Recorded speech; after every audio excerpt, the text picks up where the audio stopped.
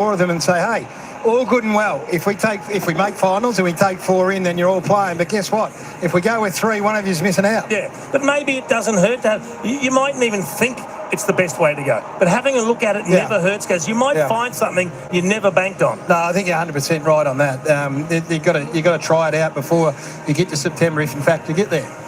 Yeah, absolutely, and they are. It is close to September now, isn't it? Yeah. So you want to see what you've got. You want to get the right recipe, the right ingredients together, but you want to get it right pretty soon. Well, and this is what Adelaide did last week. They got it right exactly on a showdown here, Adelaide Oval, in pouring rain. And let me tell you what they have got, this group, and it was on display. Is there brilliantly and beautifully skilled group of players. And you go, and actually last week, Mark Rasciuto talked about it. You've got Walker, you've got Fogarty, and you've got Thilthorpe. Rarely has there been 3 blokes who are as competent on both sides of the body. Yeah. And that was on display. There was some wet weather stuff where you just looked at it and marvelled. And then you add, the wild card through the middle in Rankin and Dawson's skill level. They are a very talented bunch. So the Hawks at least have got those numbers on their side. As we said, they won earlier this year. And it was a different Adelaide Crows last year. The Hawks were really hitting their straps, weren't they, in the back half of last year. So they had a good win at the MCG and then absolutely smashed them here in round 20 last year. And a lot has changed since then. The only disappointment for the Adelaide Crows supporters I spoke to last week was they only beat Port by 98 rather than cracking the tape. And if you reckon that's a joke, the game was going as you'd expect it to go. And then all of a sudden, halfway through the last quarter, they were about 75 points up, and then you looked at each other and you thought, there's a chance for 100 here, and the whole crowd just got on board, and that was the chase down to the end. It was I know Matthew Nicks I think he declared it as one of their best performances under his coaching, and it was with the footy and without the footy that was most impressive. Yeah, he said it was a dream night, didn't he, that performance? Footy that you dream about. So the 2 captains meet in the middle, Jordan Dawson and James Sicily. Fascinatingly enough, the quirky little fact is that they were both picked up at number 56 in drafts in 2013 and 2015. So not only can you get footy value, you can find leaders deep in the draft. Busy week in the Hudson household. Coming up with a couple of canny recruiters will be putting their hand up saying, yep, that was my pick. Oh, they are high value picks. Well, both took their time, didn't they? I mean, Sicily came in as a forward. It didn't quite work for him straight away. Dawson, of course, as we know, was at the Swans, who liked him, but couldn't have envisaged that he'd become one of the best leaders in the competition. Interesting thing about Sicily, played probably his best game of the season last week. It doesn't mean he's back in good form, though. Don't reckon? You've got to come and do it against the best. Yeah. He did it against the Blues, and no disrespect, but they're dovetailing at the end of this season. Who would you play him on? Under pressure, he's going to do it. Well, I think with the tools that they've got, they can find the right matchup for him. But then Jordan Dawson's the other one, and you spoke about it earlier. You love the idea of putting someone like a Will Day on him, really going head-to-head and taking him on. Yeah, I know you're leaning towards Nash, but I would love to see that head-to-head matchup. There's matchups everywhere. I mean, this is going to be... This man, Riley Thilthorpe. Yeah. Sam Darcy again last night, along with Aaron Norton, just put the flag on the ground and said, hey, I'm the one. Don't worry, this guy he's every bit as revered over in this town, and each week he keeps pumping up. So that matchup is going to be extraordinary down there. So the Crows have worked their way to second on the AFL ladder and a win tonight. And top 2 is looking very, very good. It's been such a long time when you think about their only premierships being 1997 and 1998. They've had a couple of false dawns. They were last there, of course, in the 2017 grand final. The Hawks have recent history on their side against the Crows. The Crows, one of the informed teams in the competition, and they are at it, and Newcombe off today as South Australian as they do battle under the Friday night lights. Hardwick drives to half forward. Straight away, hits a roadblock. Murray takes the mark. Plays it out wide to Rankin. Dawson started at half forward. He didn't start in the centre square. Will Day did. See whether they find themselves at some stage. And at the moment, you've got Sicily on Walker, and he's just been caught at the mark as Walker ducks back forward. Curtin takes the mark. And his improvement has been well publicised and enjoyed. Floats one up into the 50. Newcombe backing back. Walker tried to find an exit. He almost got out the back. He didn't. So the Hawks bring the pressure early, as Sam Mitchell mentioned during the week. Number 1 and 2 for pressure in the competition. He called it an 8-point game. So certainly not playing down the importance of tonight. Let's see what Sicily tries on for size here. Very, very boundary-centric out of their back half, the Hawks. O'Brien planted the big frame, and the man who has re-signed for 3 years with the Crows. That's a nice little boost heading towards September. If you're going to play all those tools up forward, the Hawks, you've got to get the contest. You've got to bring that ball to ground. Huge crowd at the Adelaide Oval, and they'll love that. Phil Thorpe takes the mark. Fogarty was the deepest forward. He went a little shorter than that by Neil Bullen at the back. A clump of Hawks, 3 in fact, are there to ensure it goes through for only a minor score, but we have one on the board. Battle goes to Fogarty. That's the other forward matchup. Ginnivan wasn't quite sure where that was going to land. Miller are for company, and Miller wins the first little contest. High ball, Walker had eyes for the footy. Battle was there to help Sicily, and it was needed. Day into full stride, stretching it for Amon. Suits his left foot, but he doesn't take it on. Ambrosio to Ginnivan. The next hand over the top was obvious, but he couldn't execute it. Neil Bullen, attention to detail. Yeah, so that's Hinge coming forward. So chain of handballs here. That's a good start for Miller. Just get a little psychological win. But Hawthorn, Adelaide defence just coming up. Chain of handballs. Get a turnover inside their front half. Ryan the tap, well read though, but D'Ambrosio and Ward, another smother. This time it's Berry. Also renowned for the blue collar work. Sicily has got Fogarty at the moment, so they're just sorting themselves out. Maybe he's playing on whoever's highest. He so started on Walker when he was high. Now he comes up because Fogarty's the highest forward. Phil Thorpe drifting back to the goal square. The footy is going the other way from Newcombe. Skidding ball. There's Hugh Bond. First game of the season, 8th in his career. Starts well. Handballs to the captain. That's a pretty good policy. How fancy is that coming away from Keane? He's trying more and more things each week. O'Brien's found himself where the footy is regularly thus far. Spits it out. Newcombe back to Sicily. Thought he could get past Neil Bullen. Has to think again. That's the tackle pressure that they pride themselves on, and they executed it so well. No broken tackles. That's the catch cry out of Adelaide, and that's no broken tackle. Neil Bullen heads towards Walker. There was 3 Hawks they were desperate to spoil. Harris had the biggest say in all of that. Yeah, and I think that's an example of the pressure they're going to face when it goes forward for the Crows. That's one where you'd normally see Tom Barra set himself for the mark and fly for it. He just wanted to get the big fist, get the ball out of the area, get it over the boundary line. So all of footy so far being played right of screen. Meek tapped it down. Rankin. And again, just hacked around the corner from Cumming. It's going to stay in the field of play. Fogarty almost with a reflex. Let's bring in Mark Rashuda from downstairs. What's the feel like down there, Root? Oh, it's absolutely amazing down here. Everyone knows how big a game it is. But I think Adelaide, they've brought in Hugh Bond for his first game for the year. I reckon they've given him the role on Dylan Moore, who is a barometer in many ways for the Hawthorn Football Club. So they'll identify that and try and get him to shut him down. Day beat Dawson to the punch. Gets it to a wing. Can they advance any further? Deer use the weight beautifully. Floats the hand pass. Watson. Hawthorn. Watson.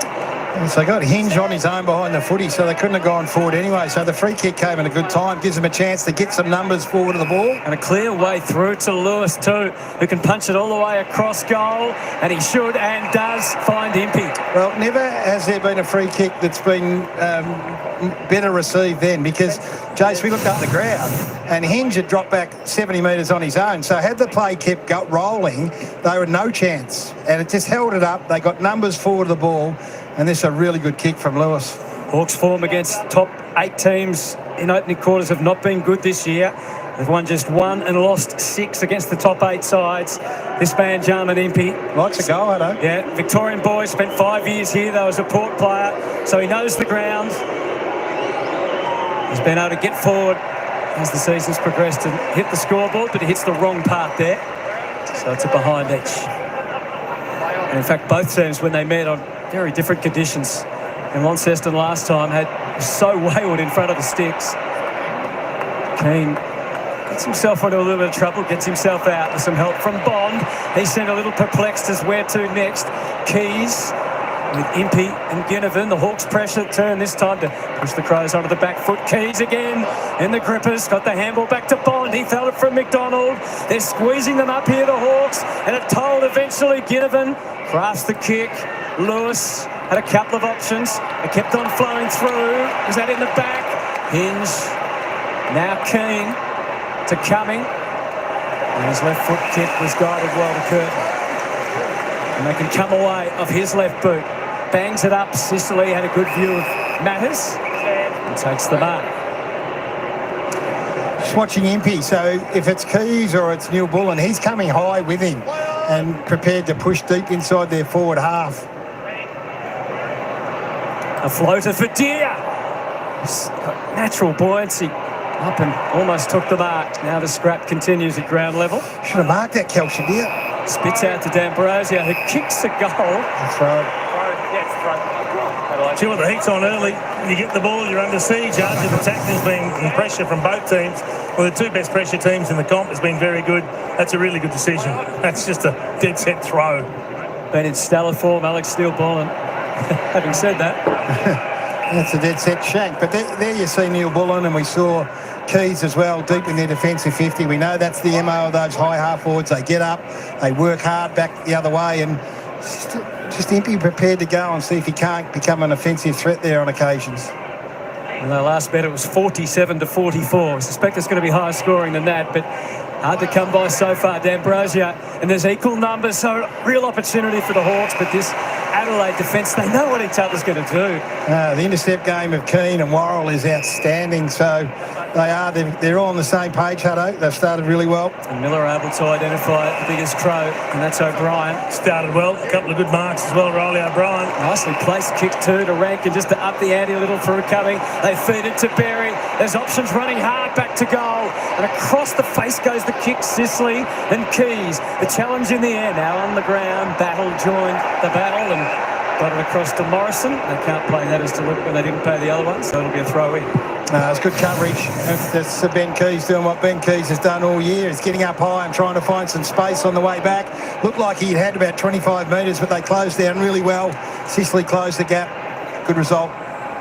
Still searching for the opening goal. Meek with the tap over the back. That's Ward. Balanced player, but you wouldn't know it from the kick. A little bit of luck on his side. McDonald, D'Ambrosio, no time to really design the kick at all, so it's asking for trouble. And Keane with the intercept, back to Bond. And now Murray had no one to retreat to. Peatling, Joel made his presence felt.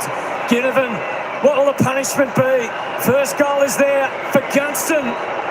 The goal sitting there. He worked it all out. And he's done so often for so many years. He delivers. Opening goal for Jack Gunston.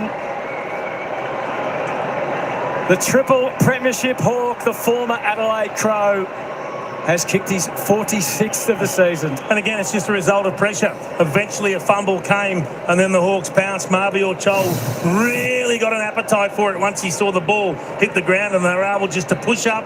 There he is attacking the man, gets his foot on the ball, it spits out, and then it's a clever kick from Ginnivan. He just wanted it to roll in front of Gunson, knowing he could get it to sit up, and then he took his time, got his angles right. Gee, just a great look at why Jack Gunson's scored as many goals as he has. No one darts forward quicker. It's not cheating, so let's just clear that up. It's not, getting ahead of the play. He watches what is unfolding. On this occasion, his opponent Worrell was hedging his bet, and as soon as he read that it was going forward, he put 15 metres on Worrell. He's had an astonishing season, and it continues here at a venue he played 2 years for the Crows. Day scrounging, and then he's put on the scrap heap. No. Dangerous tackle. Dangerous. That's unlucky. Looked a good, strong tackle. He had the arms free. He's got both arms free, and he chose to hang on to the ball. I think you're really unlucky there. Amon takes them to deep water. Took them to Gunston again. Look at Watson's pace. Challenged Bond. One possession, got turned around. Close to the line. That's what Marcus Shitto's talking about. Young Bond's got the capacity to play on Moore and/or Ginnivan and/or Watson. What more can you do as a tackler? He's got both arms free holding the ball. I'm with you. So close to the behind line. Lewis, who's the next to cop it? Nash. Looking for a free, Watson. Yeah, he was already lying on the ground and still threw the head back. Well, it's interesting. Last year he won 27 frees and gave away 10. This year he's won 28 and given away 24. So Wow. he's being interpreted differently this year. And this is being talked about as giving a free kick against if you start to lead with your head. Well, that's clearly a case of playing for the free kick, isn't it? Yeah, that almost could have been under current laws, I think, there. Moore. There was a little gap. And has he found it, Dylan Moore? He has! So Adelaide had a lot of early territory, but they have nothing to show for it. The Hawks have rushed it forward twice. Yeah, and Jason spoke about this in the pre-game, about the clearance game and the fact that both teams are a little bit vulnerable, certainly from a Hawthorn point of view. And in the last 6 to 8 weeks, the vulnerability of the Adelaide Crows has been there for all to see. Right now, the clearance count is 7-1 in favour of the Hawks. It is significant. And again, from a forward stoppage here, hit forward. It's not pretty. These two teams are pretty evenly matched, so you just got to take your opportunities. And the clearance game, Jace, right now in favour of the Hawks.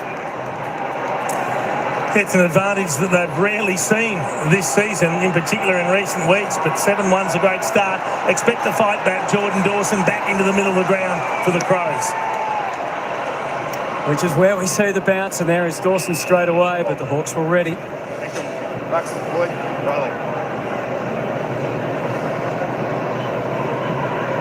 And Moore. It's a great start for Hawthorn. This is a powerful, powerful Adelaide home crowd that they thrive on and get energy off. The first 2 goals for the Hawks, outstanding. Plenty of Hawks fans on the road have made the trip. Close to capacity crowd. And again, it's going to go Hawthorn's way. He's stuck under there somewhere. Will Day getting the holding the ball. He's had 2 clearances as well, and so has Jai Newcomb. So the leader's stepping up. Fine Meek to aim on. Pulls the kick. It was set for Chol. Gets through to Gunston. They got away from Worrell. Right boot, left boot, doesn't matter. This is Jack Gunston, and this is the Hawks. Outstanding, Gunston. I reckon if you're Sam Mitchell, what's the one thing you want?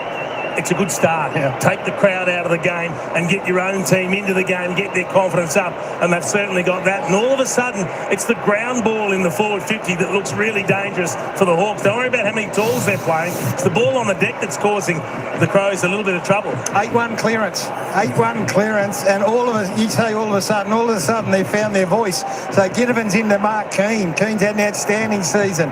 Gunston, the super veterans, kicked 2 of the first 3 goals. They put 3 on the nose of the dominant Adelaide Crows on their home deck. It is a perfect start for them right now. Let's look for a response, and it has to start at clearance. And Worrell is Gunston's opponent. What about the one-hander from Gunston? Saliga, who was close to winning another showdown medal last week. Look at the battle at ground level. There is just so many bodies around it. No one's expecting the ball to come out. It does spit out to Chol. He was able to gain only a small amount of territory, but they're controlling it pretty well. Ginnivan, and then Scrimshaw bouncing off half-back. So they've gone wide, not forward. Now Impey fixes that. He fixes it beautifully to Moore. And Ginnivan again. When's the release kick coming? It's Ward. Pulls it back. Deer reaches. Can't quite. Handball from Curtin was sound enough, so the winger getting back to reinforce. Worrell doesn't control the kick. Sicily pushing up hard. Takes the mark. 9-1. It'll be a broken record, I know, but 9-1 and 3-zip out of the centre. He's suggesting he's going to have a shot, but the last place you want to land this is a metre or 2 from goal. Well, we've seen him play forward in the early part of the season. He settled back in defence, doesn't take it on, and really that kick looked like it suits the Crows. Although Chol had a piece of the action. Dribble kick straight back to Ginnivan. Had time and used it, but not quite enough. Ooh, he would kick that 9 times out of 10, Jackie, and then you can see how disappointed he is. Jason, there's your if you're looking for an indication of where the game's at, it is right there. We haven't seen this Adelaide defence panic kick like that for about 8 weeks. Josh Worrell just put it on the boot, dribbled it straight into the hands of Ginnivan. And again, it came from another ground ball. Crows have been the best first half team in the competition this year, and they've lost just 1 game here at the Adelaide Oval this year. Phil Thorpe's into the ruck too, which is significant. O'Brien having a spell, he can give them a lift through the middle of the ground. Saliga just gives up a little. Back through the veteran Brodie Smith. and out to Keane, a little fumble. It doesn't cost them, but it just makes the next disposal all that more problematic. So it's slow going again from Worrell to Brodie Smith. Having said that, a bit of possession won't hurt the Crows. True. Just to take the sting out of the Hawks' momentum, get themselves back in control of the football. Hawks have certainly quietened the crowd, as you mentioned. Well, we did hear, Jason, you and I pre-game, that they're nice and fizzed up, the Hawks, for this one. It's playing out like that. Miller not convinced. So down the line, I don't think he hit that too correctly at all off the boot. And you can see the result. Spewing away out of bounds on the full. And it's probably a good adjective for the coach at the moment, Matthew Nicks. Stewing away in the box from what he's seen so far. Watson. Phil Thorpe sitting behind the ball. Lewis over his head. Miller by hand through Keane. Now Berry with some more surety, and he angles the kick cleverly to Dawson. It's a vacant open 50, and you said Keys is pacing back. It'll take a magnificent kick to find him, and he wasn't far off, but Battle with a heads-up play. Josh Battle's ability to leave his man and sprint hard for 40 metres because he saw where Keys was breaking. Really important. Great defence, wasn't it? They're on here. They're turning their heads, they're pointing. Look at how much instruction's going on in this defensive 50 stoppage right now. Hawks with the only 3 goals of the quarter.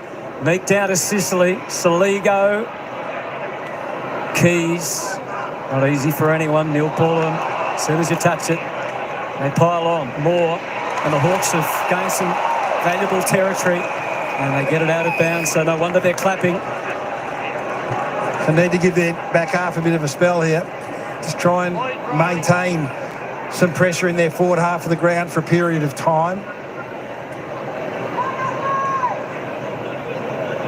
Meek was concerned with O'Brien. They both crashed to ground. And it's a free to Riley O'Brien. It was going so well last week, Gaz. You saw him kick a check side goal. Yes, indeed. Floats that to the top of the square. Walker. Like Battle was engaging to just the right level, so he prevails and gets the clearing kick to a one-on-one. Suits McDonald. There's traces of his best form too in the last couple of weeks. Morrison, the diligent wingman, off to Hardwick, and then to Moore, and then to Amon, and again they move forward with purpose. Newcomb, they've got a man out the back. Can he use it? Couldn't get it through to Deer. Desperate stakes for Murray. And he's a bit lucky to get one high. Well, they dodged the bullet, Adelaide. Kelsey Deer was out the back. Their ball movement from their defensive 50 is outstanding right now. Josh Battle's had a couple of moments here. The closing spoil that we talked about, then that kick to McDonald. It's just brilliant. Numbers with Adelaide, so it's a much sounder target. Walker to half forward, skids one away from Fogarty, and it's... Oh, Jason, you reckon that 6 days is a long time in footy? They played at this ground last week, the Adelaide Crows, albeit against a much different opposition, in teeming rain and couldn't miss. They hit targets. It's interesting that last intercept mark from Battle. There was an opportunity for Fogarty to come across the top third man up, but he backed his teammate Walker in the contest. He should have attacked the ball. Curtin kicked it where he could. Fogarty wasn't on his feet when he went for the mark. Sicily, therefore, can clean things up. The Hawthorn captain keeps it relatively boundary side, and that's an outstanding effort from Curtin. He's marking prowess. Has caught everyone's attention.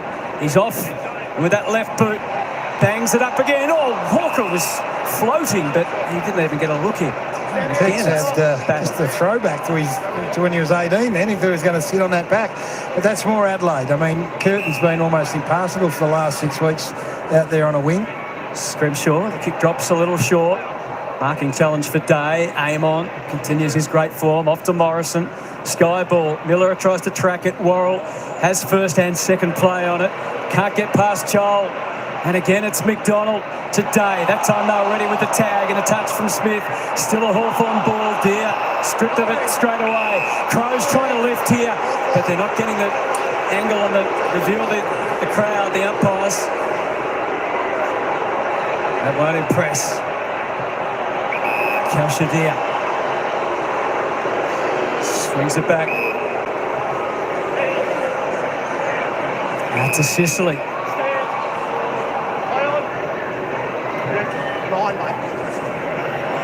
Invited Gunston to come at the footy, and he wasn't far off the mark. Moore, Nash, back to Moore, back to Watson. It's in for another. Only just, but it got there. And the Hawks getting full reward for the wins that they are having all over the ground.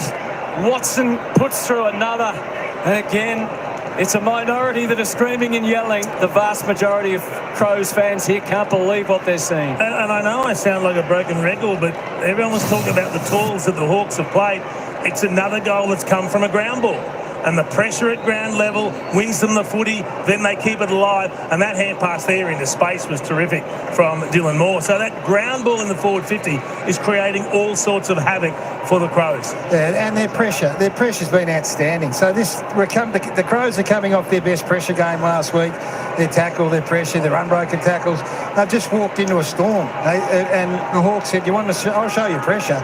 So they're building pressure all over the ground. They're getting results. So Gunston 2, Moore 1, Watson 1. Forward 50 dominance, been inside 11 times and kicked 4 goals too. Crowd restless, they want a response. So Brian the Ruckman leads from the front. Fogarty off to Rankin. This will lift them. No, he ignored Gilthorpe.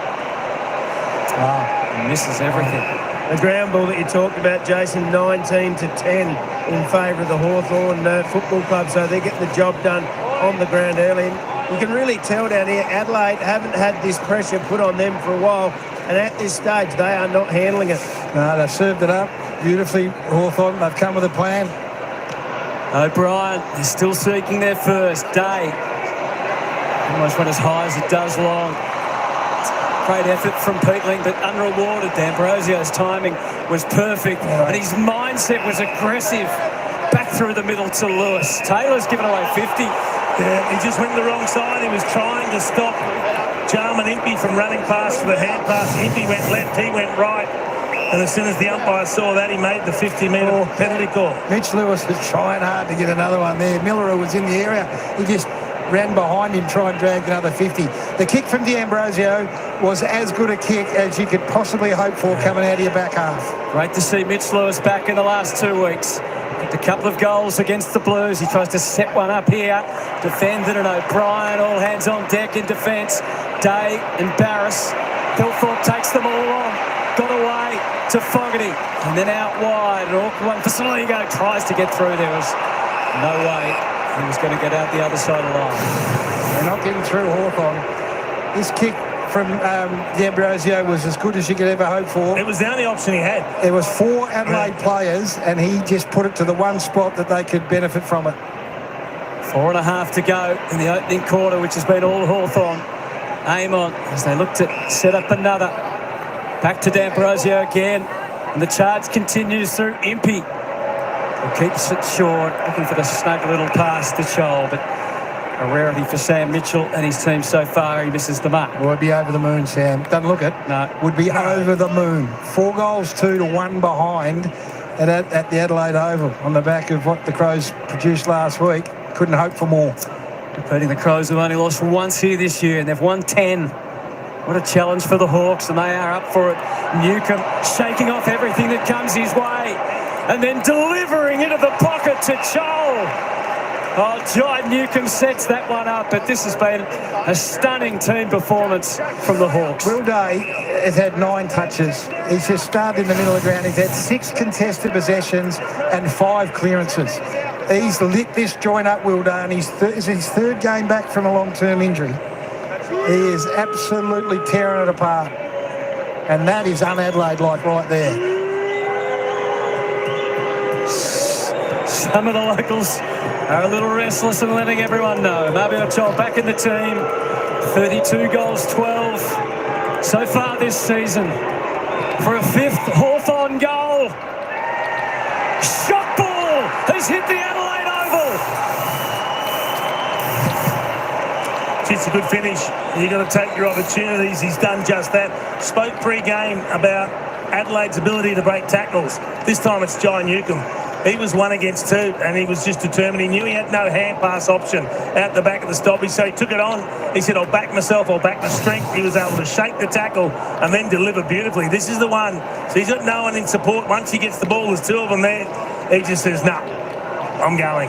And look at the kick. The kick was elite. So last night we sat there and watched the team you thought had everything to play for, put in one of their more pitiful performances that I've seen. And now we've got a team come out here who've got potential top 1 or 2. And they've given up 5 in a row and haven't fired a shot. And this is credit to Hawthorn more so than last night. The Giants didn't turn up. This is all about Hawthorn right now. Oh, they've turned things on their head already. Very early, obviously, in the match, but what a statement. 13-4 clearance, Hutto. Yeah. 13-4 from a clearance point of view. Lloyd Meek, the other Hawk that has extended his tenure going forward. The big ruckman, what a find he's been. Blasts away from the side, dear. Murray took care of business. His Saligo is running hard, but going backwards, so that's about all he could manage. Out to the collision, Fogarty and Battle. Neither gave an inch, and you'd expect the same. The ball to Ginnivan, and then for Dawson. Can he try and reassert some control here? Curtin's kick, lags to the wing. Again, Barris gets the fist in. Rankin runs straight into Barris. Battle and Barris then. Just go and pack his head up. Go and pack his head up and show it to your recruiting group and say, well done, boys. Battle's attack on that footy, running with a flight with Fogarty bearing down. Didn't take his eyes off it, then got up and laid a tackle. And then Tom Barris says, give me a piece of that. Oh, I was right in front of that. That was a hard hit. Will Day also, boys, just a little bit sore behind the play. Taking about 30 seconds to get himself. Not enough, sorry, Roo. Joel squirts out. Watson. Deer again. Mrs. D'Ambrosio. Ginnivan, they can't work it out amongst themselves. Back to the top of the square, and the Crows kneel ball, and he really had to stand his ground. It wasn't easy. You could hear the Hawthorn footsteps that are coming on every angle in this opening term. He had a piece of it, didn't he? Had a good piece of it. Almost an accidental spoil in the end from Murray. O'Brien with a clean tap to the outside. That could be dangerous. D'Ambrosio has Curtin under his wing. And he's claimed another one. Wow. It's just one of those tackles where you pin them. They've got the arm around the ball free. Nothing they can do to get rid of it. And the umpire pays the free kick. Look at that. That's fair enough. That's fair enough. Yep. He didn't attempt anything. I know it's hard. You'll say, what can you do? Yeah, correct. But there's an Adelaide crowd's crow here who are absolutely stunned. Just get it. Those shots we're seeing and the sound that we're not hearing. We're hearing individuals call out in a crowd of 50,000 people because no one knows what to say. And they've been beaten at their own game, Hutto. They've been beaten at pressure and tackle. It is coming from everywhere. D'Ambrosio was not far off putting up another one. They're defending for their life. There's a minute to go. They've got all 18 players within 65 metres of the goal trying to defend for their life, and Hawthorn still get another shot away. Been a magnificent opening quarter by the Hawks. Stunning stuff on a Friday night. Minute 6, and the Adelaide team can't get to quarter time quick enough. That's on 5. This is the coverage from the Hawthorn defenders. So Sicily free, Scrimshaw sliding in behind, got good protection. Worrell's kick not easy for anyone to try and contain. Phil Thorpe leads break even on the wing.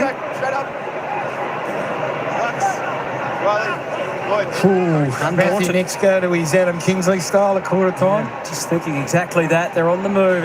You'll have some trust in the likes of Saligo, hard juggling ball, aim on and Impey. Great collaborative effort to set a half forward. That's better. Takes off, charging Miller, and then the kick goes to centre half forward and beyond. Under pressure, Fogarty does well to win it. It's the turnaround and jumper that might lift the Crows.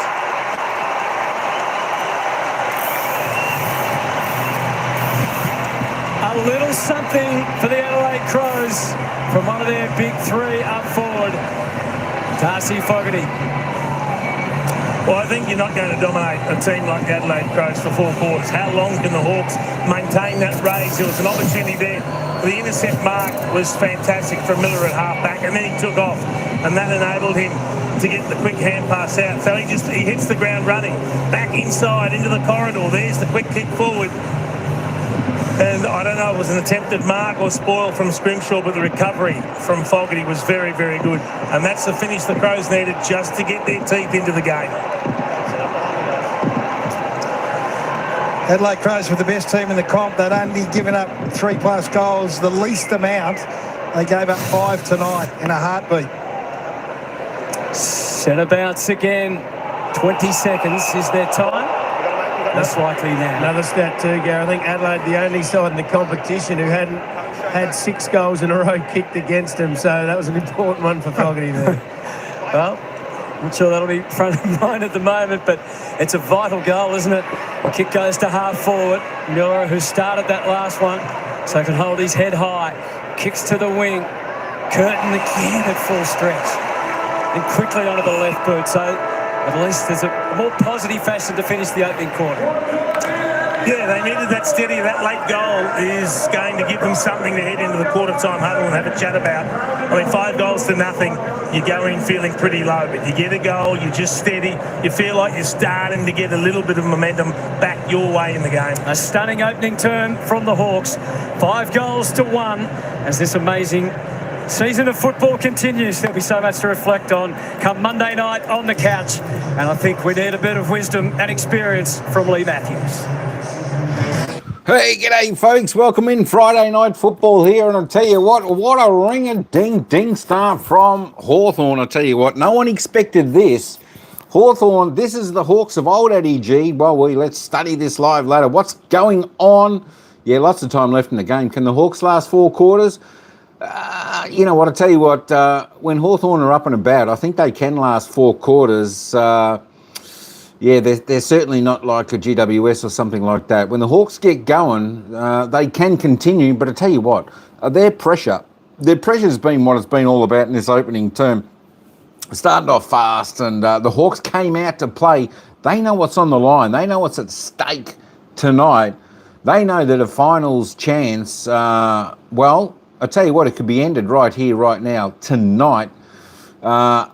If they lose this game, and of course things don't go right for them in the final 3 games. So, you know, for the Hawks, every game is just so essential that they win. And of course, Adelaide, they're looking to go top of the ladder, I think. Top of the ladder. We'll have a look at the ladder in just a moment. Actually, let's have a look at that live ladder right now.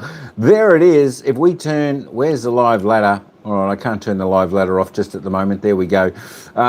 There we go. If the Hawks end up winning this game, they're going to jump up into 3rd position, percentage of 121, which is pretty good. And, of course, Adelaide will remain on 2nd. That's what Collingwood are hoping for. The Pies definitely want Hawthorn to win tonight. So not all, so the Pies stay on top. If the Adelaide Crows win, they go top of the table. And, of course, if the Hawks win, they'll be still in the amongst on 52 points. Yeah, I tell you what, with, you know, not guaranteed finals berth, but I think if the Hawks win tonight, they can just about guarantee a finals berth. You would have to imagine, Addy G, you would just have to imagine that would be the case for the Hawks, especially if they beat Adelaide Crows. They'll go into next week and the coming weeks with some great belief and momentum. Hey, just look at the ins and outs for both of these teams. We didn't get to them. Brodie Smith, Isaac Cumming, Hugh Bond are the ins for Adelaide Crows going out. Rory Laird, Michael Lanny and Luke Pedler. The milestone games with Josh Worrell, 50, Isaac Cumming, 100. They're the milestone games for Adelaide. Just the 1 in, 1 out for the Hawthorn Football Club. Moed Chol coming back in. It's a big in for Hawks. Bailey McDonald going out. There are your teams. Hey, let's just have a quick look at the team stats at the moment. Let me reload this up because this just didn't load up. What's going on? The goal. Oh my gosh. Hang on. Where have I got to? There I go. I'm everywhere. Here we go. I tell you what, Jack Gunston started on fire in this game, opening up. You know, he's only had 2 disposals, 2 kicks, but bang, he kicked the goals, 2 goals. The Wizard, Nick Watson, kicked 1. Dylan Moore, Mold Chol kicked 1 there. Goal scorers for the Hawks. For the Adelaide Crows, Darcy Fogarty just with the 1. Looking at the disposal magnets, Mark Keane for Adelaide on 9. And, of course, Will Day, great to see him back in the side, performing well. And Ambrosia and Carlamon all with 9. Jack Ginnivan, there we go. He's been a pest tonight. He's already had 8. Santa all well done, Jack Ginnivan. Sicily on 6 there for the Hawks. Riley O'Brien, Daniel Curtin on 7 there for the Hawks. I just want to have a little bit of a look just while we've got a couple of minutes, I'm just going to roll down there and you can have a little bit of it. Riley Thilthorpe, just the 3 touches, no score yet, so they're the Hawks are doing really well. I just wanted to have a look on the team stats and have a look at the tackle count, etc. like that, because I think the tackles be pretty good for Hawthorn. They're plus 18 overall in disposal. Inside 50, the Hawks are plus 5. Also, free kicks, Hawks getting twice as many, just 4-8.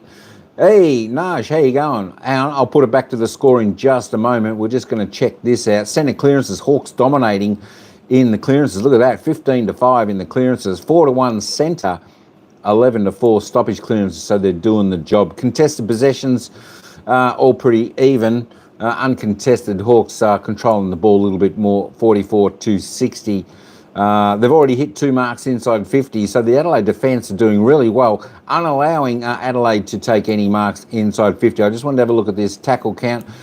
There we go. Oh, it's not as much as I expected because I see the Hawks putting on immense pressure in that opening term. Anyway, it's plus 6 tackles. They'll be happy there for the Hawks, so they're going pretty good there. They're going above season average, 18-12. 3 tackles inside 50 so far. Going on season average, I'm sure the tackle count will certainly lift. Adelaide Crows yet to put a tackle inside there. Hey, we're going to head back down to the ground. Naj, there is the score. It's the Hawthorn 5-3-33. There we go, tallying up Adelaide in that opening term, 1-1-7. So the Hawks by 26. Let's head on down to the second quarter, and we'll see if the Adelaide Crows can have a little bit of things go their way, or can the Hawks continue the pressure and extend the margin. So his influence on this team, it's undeniable. He just makes them better.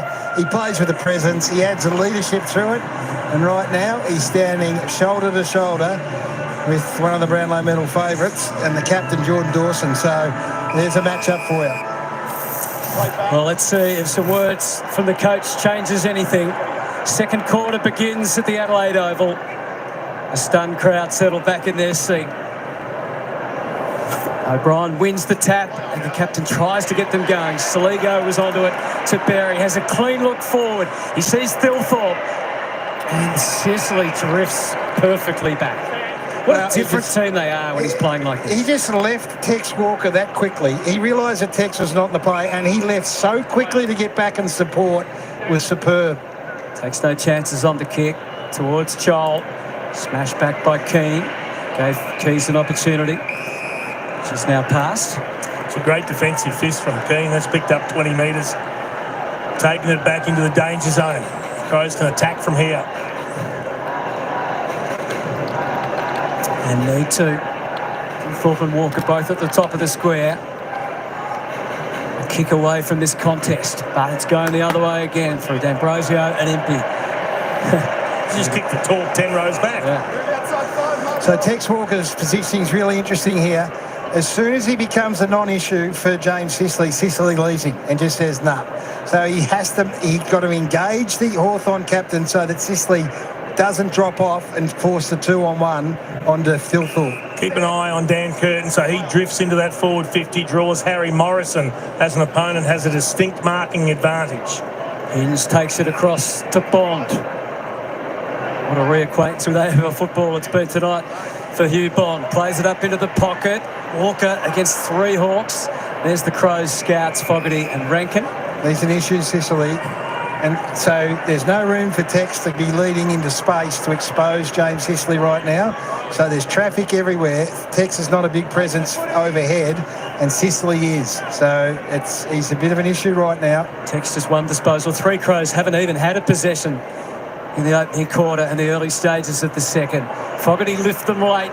Neil Bullen was working overtime early. Sicily and Walker. Again, the Hawks prevail initially, but Taylor Walker has an opportunity which he can't grasp. In his 297th game, the target to play his 300th in the final round of the season. Look at that contest, both players with the eyes on the footy. Terrific to see. Real cat and mouse. He was out there for a long time, Walker. Sicily just got to him.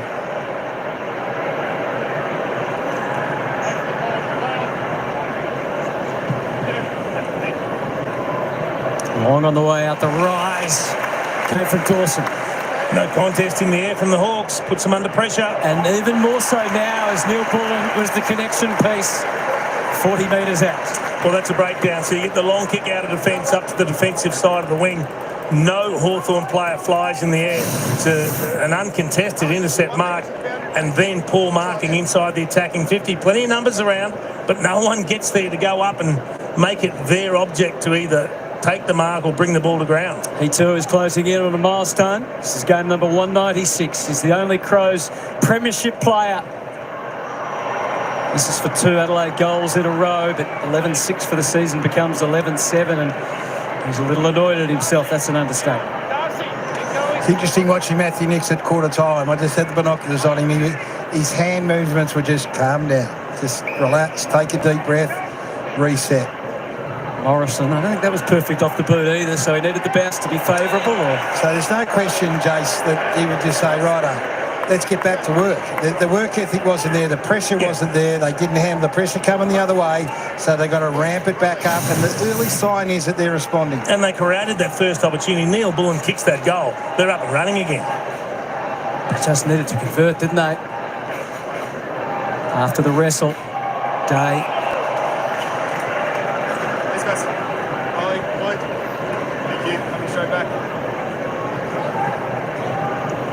That's what's behind the ball. Newcomb sends it along the line.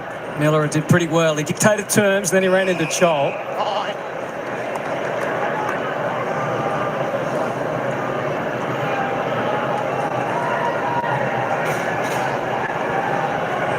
And again, the Crows fans not quite sure what to say and what to think. Newcomb wins another stoppage. Out to Nash. Cuts it in a little as well, and it's come off the head of Chol. He's lost the headband, but the Crows have won the ball keen. Squashed in all of that. The clearance is still an issue for them. That's 18-7 at the moment, which gives them such really aggressive field position, the Hawks. Great kick. So the Crows with a handicap of that clearance. Dominance from the Hawks. Start from half back, and they've made a good fist of it so far. Coming, as we said, game 100 for him along the line. Landed really over Tex's head, gave Scrimshaw the best look at it. Barris stands and delivers. Back to the wing. Bond called out by Miller. Moore was there for the Hawks. Watson. D'Ambrosio threatened to handball. Maybe he should have, because the Crows were able to win it back clever from Neil Bullen to Keys. This is better. Fogarty ran into a brick wall though. And again, the Hawks resilient. The Crows have a second go at it. Fed back to Cumming from Bond. Belt set up towards Walker again. They predict that. Impey got a hand in. Phil Thorpe. It's sorry. It'll be okay. Gee, they're throwing themselves around both sides. Eyes on the footy. Courage everywhere. You're just looking at it though, and from an Adelaide point of view, you said about what the Crows, the fans are thinking, Huddo, they're looking for some resistance. And for the first time in the match, there's a little bit of resistance coming back the other way. O'Brien to Rankin. If anyone can get them up and about, it would be Rankin and Philthorpe. Unthinkably, he drops the mark. And somehow it's gone through. Extraordinary. That's exceptional, isn't it? He's got such agility and the ability to control that football. Drops the sitter mark. Probably wasn't the matchup the Hawks wanted. Sicily in the goal square on Philthorpe. And he just took it too easy because he beat him physically. He had him done. It was an uncontested mark that he dropped. But then the ability to recover, he didn't panic. See what Riley O'Brien's causing Lloyd Meeks some trouble around the stoppages. He's dominating the hit-outs and the taps. But that finish is exceptional. Yeah, so the pushback's on. So they are. They've gathered themselves at quarter time. They should have kicked the first goal through Neil Bullen. They've kicked the second. He's got freakish is a great word. You don't usually attach it to 202-centimetre players at ground level, but he can do it in the air and at ground level, this bloke. He's incredible. Tex nearly touched this, didn't he? He would have if he could have, but he couldn't, thankfully. First time we can really hear the crowd and their involvement. It continues to go their way. Peatling ekes inside 50. Here's Walker. Stayed over the footy. Gave the others a chance. And Dawson might just be able to take that chance. And footy's good again if you're a Crow. The captain's voice is heard around the Adelaide Oval. And it's Jordan Dawson. And the Crows are back to within 12. This is what we came for, Gaz. That's right, Anthony. Don't hit me. The resistance is there, Jason. Centre bounce clearance 2-zip in favour of the Adelaide Crows. They're starting to win some footy around stoppage again, and the confidence is coming back into their side. It's like quarter time came and they had to put the blackboard up and just remind, hey, this is why we're good. And now they're getting back at it. 5-1 the inside 50s, winning the territory. Spoke about broken tackles. Have a look at Jordan Dawson. So he just takes them on. He picks it up off the deck, beats one, steps past another, and then finishes. If you don't stick your tackles, you get punished by high-quality players, and Jordan Dawson did just that. And now this big crowd have found their voice. They were absolutely gobsmacked in that first quarter, but now it's starting to look a bit more familiar to them. What a leader he is at his best, and how pivotal he could still be tonight. Newcombe with the counter thrust. Morrison off the wing, darting every which way. Was able to use Nash and then ward off the left boot. Deere got pushed forward under the ball. There's a bit of holding on. Yeah, Wall did a good job there. Had position on Gunston. Gunston grabbed his arm. It's a good win for the Crows. Well spotted. Keen to Smith. They couldn't move the footy in the first 25 minutes. They left their defensive 58 times. They got inside 50 once. So Hawthorn's willingness to close down the exits and pressure was outstanding. Just taking what's on offer so far, and it's only a long ball down the line. The Hawks get up and make the spoil through Sicily and Hardwick. There's a touch there. There's an early whistle. And the umpire says there's some holding. No. Riley, Lloyd, Aldenita.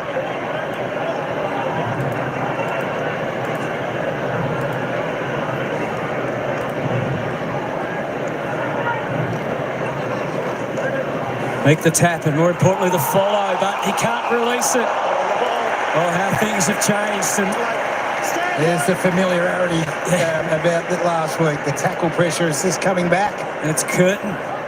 He could have a significant role from here on in for the Adelaide Crows, who loom large and larger than Riley O'Brien down there. So I saw that last night with Tim English, what a ruckman can do in the front 50. Riley's not really renowned for taking marks and kicking goals. Never kicked 4 goals in the season before. He has 3, so he's on the edge. But he's on top in this battle tonight, clearly over Meek at the moment. He is with the headouts, isn't he? But the Hawks have been winning the clearances, so that can change so quickly. Peatling came through. Meek gets one back. Oh, Hinge down to Bond. Belts it back to full forward again. Probably wasn't sure whether to fly. There was Cook trying to keep them under control. Stayed alive for longer than we all thought. Let's go, Blake, right out. Ben, right out, please. Right out.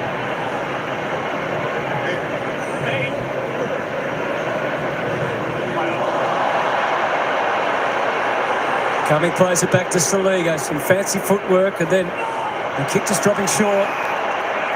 Some holding on Fogarty. Swung around, the game has swung around, the momentum's changed clearly. And the energy too. Yeah, 8-2. And it's being played at one end of the ground. 8-2 inside forward 50s in favour of the Adelaide Crows. So they just were asleep, and Hawthorn took full advantage of them in the first quarter, but it's come back to a contest. Only kicked 7 goals in the last 7 matches. It did include that 3 against the Bulldogs. He kicked the first in the opening term, or the only one for the Crows. This lands across the face of goal. It was maybe just a metre or two too far for Fogarty.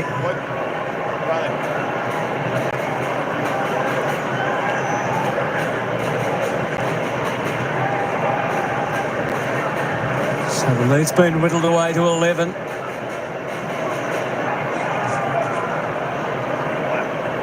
O'Brien got the tap, and Rankin was on the move. He wasn't far away now.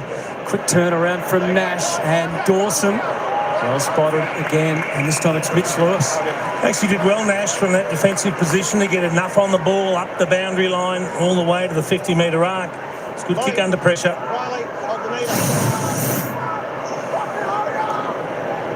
Bit going on there. Yeah. He's been well targeted, Isaac Rankin. They aren't giving him a second's piece. Practicing some of his evasive stuff even when the ball's not in play. Dawson is probably the biggest threat at the moment, and that threat is growing. That was awesome. That was Jordan Dawson. And this is the Adelaide Crows. The motor has started running. They missed the start, it's fair to say, but they are making up ground and quickly back within 5. It's a skipper-led comeback, isn't it? 4 possessions, a clearance, and a couple of goals already in this second term, more than anyone else on the ground. He just asserted himself. That was head-to-head. Jai Newcomb right there with him, and he was just too good. You know what I love most about him is this is just outstanding. As you say, it was Newcomb's responsibility. Lets him get goal side of him on the move. They're all on the move here. Bit of space opens up and he's good enough to finish. But I love what he did at the start of the second quarter. Will Day was outstanding and he just went to the centre square and didn't try and stand opposite him. He stood right beside him and as if to say, OK, we know where we're at. We know we've got work to do. Let me lead the way here. And I'll take the most dangerous. So the Hawks midfielders had a conference, including the wingers there.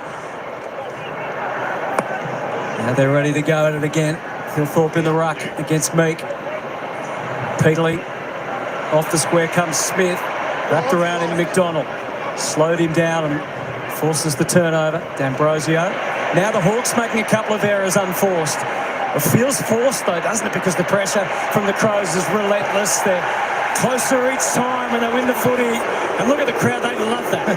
It's just a reversal of what we saw in the first term. Yeah, I'd love to be able to see the coach at quarter time. No panic from Matthew Nicks. He could have been forgiven, Jason, for ripping their heads off, but he just said, no, calm. We know why we're a good side and we're seeing it now. Phil Thorpe winning the tap, but Day the ground ball. Berry is there to make sure it doesn't go any further. So now the challenge is for the Hawks. Yep. So they've got to try and so someone's got to be aware of Jordan Dawson, who started to light a little bit of a fire here. Take responsibility for him for 3 or 4 minutes. Get back to work hard at clearance. They dominated that early in this game. Phil Thorpe more than breaking even in the contest against Meek, but the big fella able to work it out at ground level again. Day, this time it was Berry. D'Ambrosio, the tackle wasn't rewarded. Bangs it up. Watson, Smith. He's still got the pace, the veteran, with Watson bearing down. Gunston. And take care of business, this Adelaide Crows defence.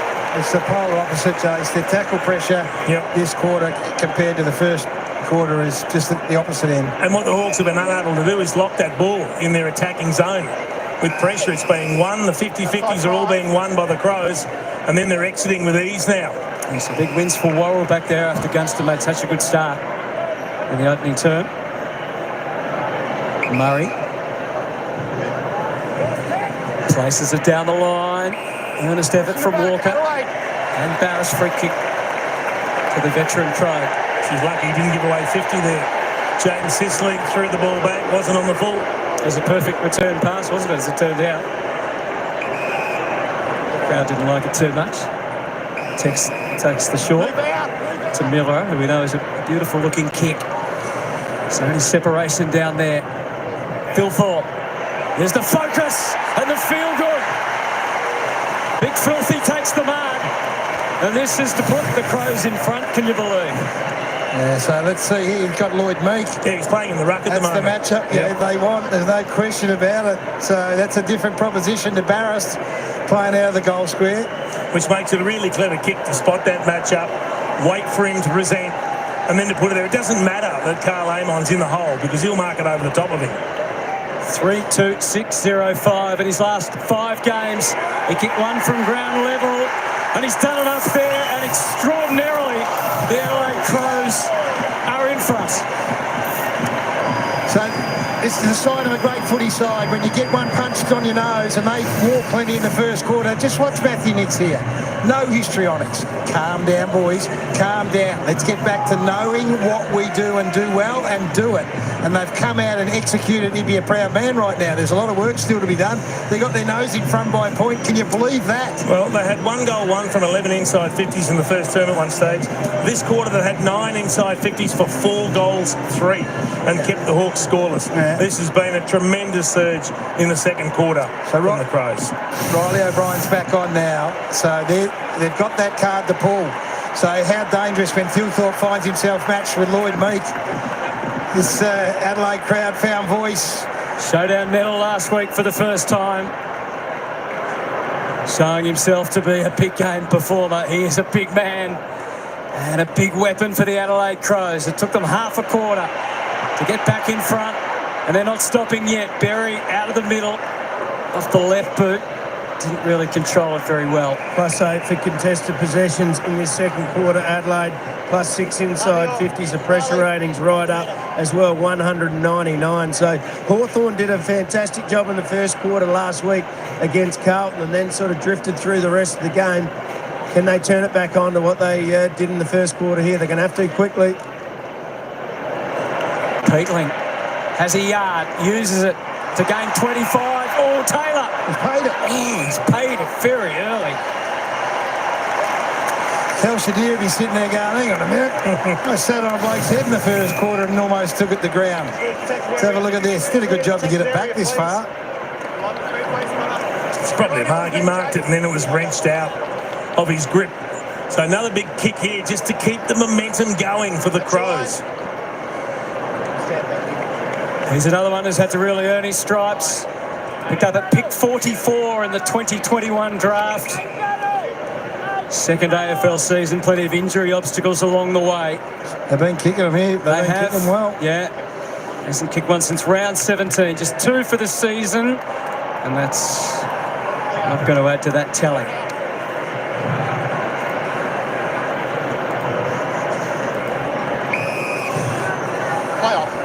There's Rochelle and Michael Annie. Bangs it up to the wing. Bit of push and shove. Too much so. Yeah, he just stretched the jumper. He had worked him under the ball. He had him cold, Josh Battle, but he just grabbed a bit of jumper, and that's what the umpire saw. Had to pay the free kick. Hinge plays it short, but to amaze it. But look at Miller and the force that he tries to come through, and he pays the penalty. Go and have a look at Will Day's two efforts there. First one to close down Spoil, unbelievable. Jumps to his feet and then just stops Miller in his tracks and wins a free kick. It was coming through like a missile. Plays it to the extreme width of the wing to Battle, and MP has the room and the time to put it on the chest. Rapid fire to Gunston. Great kick, great ball movement. That's more of what you see from Hawthorn. Look at this effort. Day, Spoil, up, Miller, up, bang. Free kick, ball goes the other way. They get a shot at goal on the back of the heroic deeds of one man. And what they would give for a settling kick here from Jack Gunston, because they are under siege this quarter, just the way the Crows were in the first. It's all the good work's been undone. They need a good kick here. He set them on the path, did the veteran.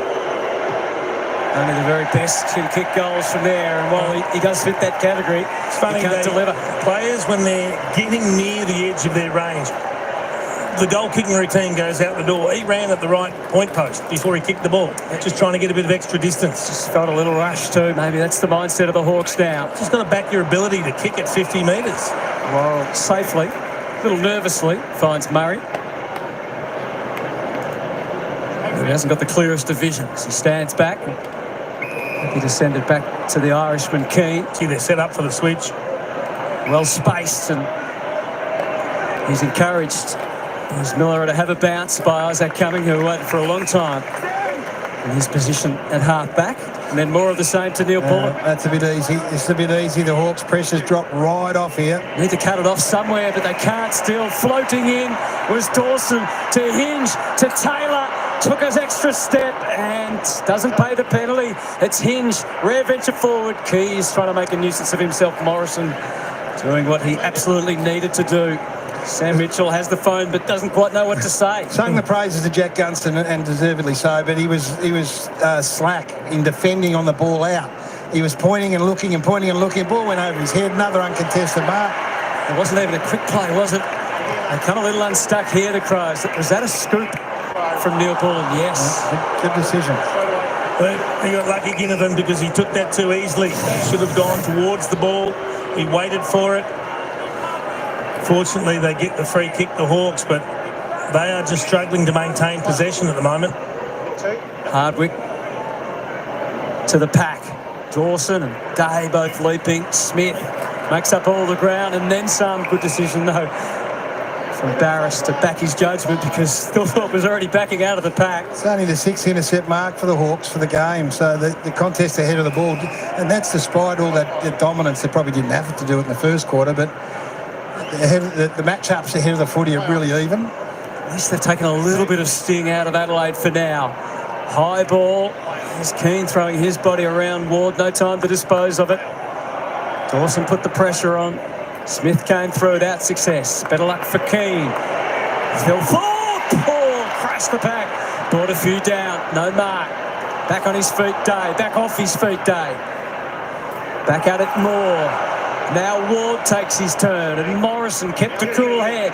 Needs something pretty good from Dylan Moore because there's crows everywhere. Neil Bullen dictates turns back through Miller to Hinge.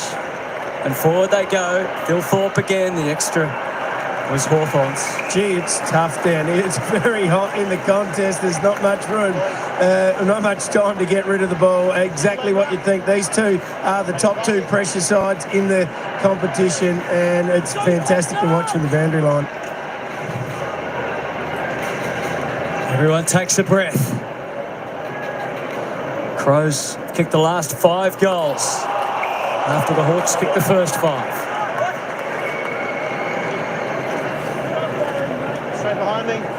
Sam Berry, full-time member of this Adelaide Crows midfield now. That's that toughness around the edge. Day has provided the skill and the dash for the Hawks, but that's high. Not afraid of the Crows. To the captain.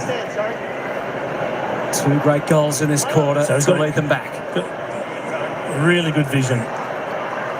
Just over Sicily's head. Walker stayed upright. His kick didn't match his heads-up play. Gee, the smother was good. It was really good vision from Jordan Dawson because he saw the swap of the handover. Sicily went on to Thilthorpe. It's a great sport. And Barris went on to Walker. So he kicked to Thilthorpe because he knew he had the advantage in the end. Now, it wasn't quite the perfect kick in the end, but they're really looking at the right matchups. Scrimshaw. Keys didn't give an inch, and as a result, he was able to jam the ball on the booth. He's an ever-present danger with the way he plays. Wholehearted. Kicked 3 goals 4 last week. So he's not just a defensive threat, is he, Ben Keys? He's part of that really hard working group. They've got back to it. They got back. Their DNA's back, Hutto. We can see it. Battle blasted out of there. 13-4, the inside 50s in favour of the Crows in the second quarter. So the ball living in their forward half. And plus 16 contested possession just in the second quarter as well, Jay. So they've certainly turned around their toughness, Adelaide. They've been extraordinary in second quarters, Roo, this year, haven't they? 17-2. Well, they haven't lost the first quarter since round 16 either, but Hawthorn put an end to that. Yeah, they have now. O'Brien into the pocket. And Taylor Walker sums it up that it's going over the line and out of bounds. Most likely to be rested once, you would think, before the final series, which means he plays 300th in week 1 of the finals, and if things go well, that'll be here at home. Wow. What an occasion that's going to be. Only Crow to, oh, look at Rankin on the run. Can he get there in time? He got it back into the square. Oh, the perfect assist from Rankin to Riley. They're going to review it, but the most popular being in South Australia might have scored again. And it's on Hutto. They might be blowing for nothing here. It might not be a goal. So we're going to have a look to see if before Rankin was able to work his magic, beautifully called. It was a great assist. Did it go over the line? So Checking before the this goal first, or I think they're going to work out whether he was. Looking at these angles, we can see the ball does not cross the back of the and it comes off the Adelaide attacker's boot last before crossing the goal line. Decision on the scoreboard. so they get to cheer it one more time. About now. We marvel at the dexterity of that big man, don't we? We're so used to thinking he's going to take the big marks and just bully his way through the contest, but he's kicked a couple of goals out of nothing tonight. One where he dropped the sitter of a mark and then he was under the pump, but he kicks a little miracle screw around the corner as he's being tackled. And this one, it's just quick thinking. His opponent, Barris, is right on the back hip, goal side, but he's too quick, just throws the boot at the ball. Great heads up. I mean, Hutto called it beautifully. You could see the flash. It was the flash of Isaac Rankin that refused to concede. Got to the end and was good enough to get it back in. Look at him leave here. Just gone. By that stage, it's too much for Hardwick, and he just heads up play. Get it back into the dangerous area. Riley Thilthorpe, good enough. Open up to 10 points. He's kicked 3 goals in the second quarter, Thilthorpe. Yeah, they'll have a soccer highlights collection at the end of the season, the Crows. Hawthorn have to get going. Can they get past their half-forward line? Haven't said it too often this quarter. Dawson was about to be hunted down. That realisation dawned on him, and the kick is marked by Sicily. So that's 6 on end now for the Adelaide Crows, and real issues for the Hawks, obviously. Sicily keeps it low. Dawson's everywhere. Hard for McDonald. He does pretty well to not give up the free. That's Zach Taylor working his way backwards, would you believe, to find Hinge a friendly face, but he then kicks it on the full. It's 11 scoring shots to 0 in the second quarter.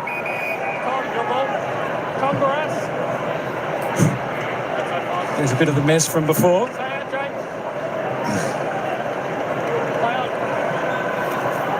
So Barris. Bit of a standoff as to who was going to fly for the mark. Keane with arms and legs, everything pumping. Peatling. Soligo. Beautiful. Thilthorpe right up on the wing. Those two were the Crows' best last week in the showdown. Off to Cumming, enjoying his 100th game. He wasn't in the first quarter. Miller was one of their best from the opening siren. Scrimshaw had the ups there. Goes over and out.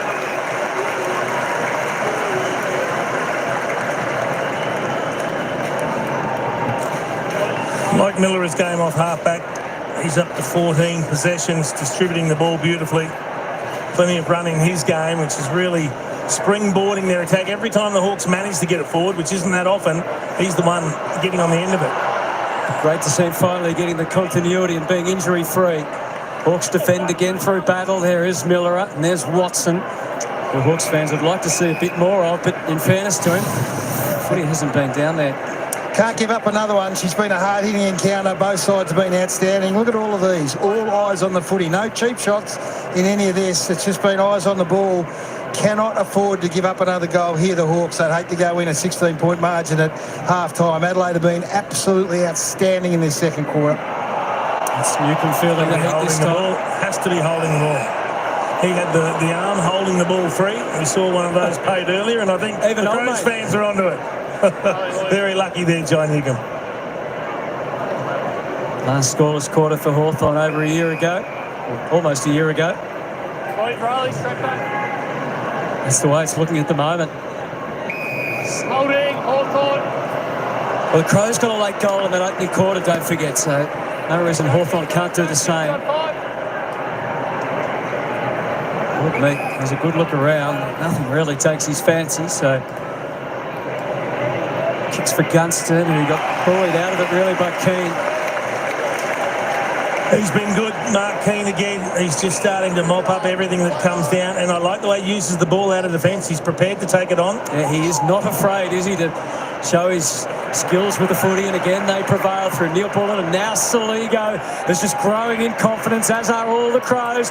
Battle couldn't stop it. Look at Keys pumping away. It goes forward. Only the ground stopped Thilthorpe that time, and the Hawks can be thankful. Morrison hesitant, and that was because he had no target whatsoever. So it's coming back from Brodie Smith. He has Peatling at centre half forward. Crowd urging him on. Oh, Taylor Walker's turn.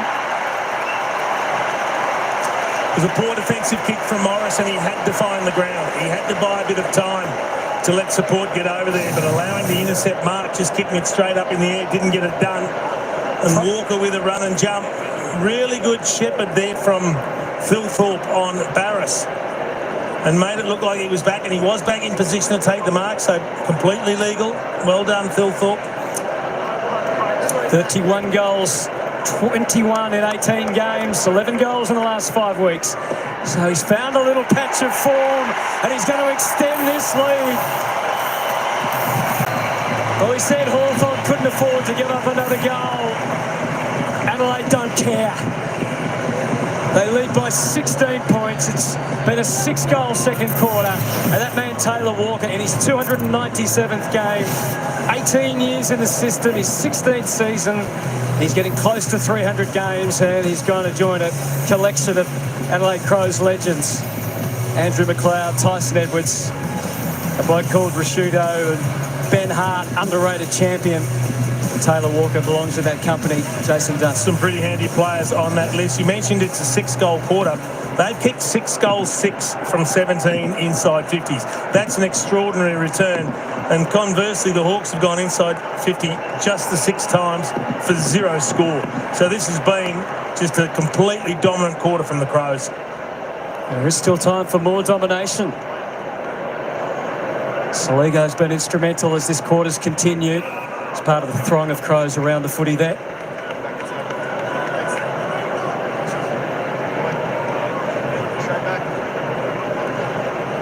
Up it goes. Peatling had the arm claims. Somehow gets the kick out. Hardwick was ready for it. D'Ambrosio not so much, but rolled with it. McDonald, even his handball backwards to Impey was imperfect, but they get forward. Amon. Got the death, got the handball away. High ball, Deere didn't really get a look at it. Keane again, stalking in the air. Yeah, the bodywork of the key defenders for the Crows has been really, really good. So Deere and Lewis and Chol, they aren't getting a run and jump at the footy. They're not impacting at all in the air.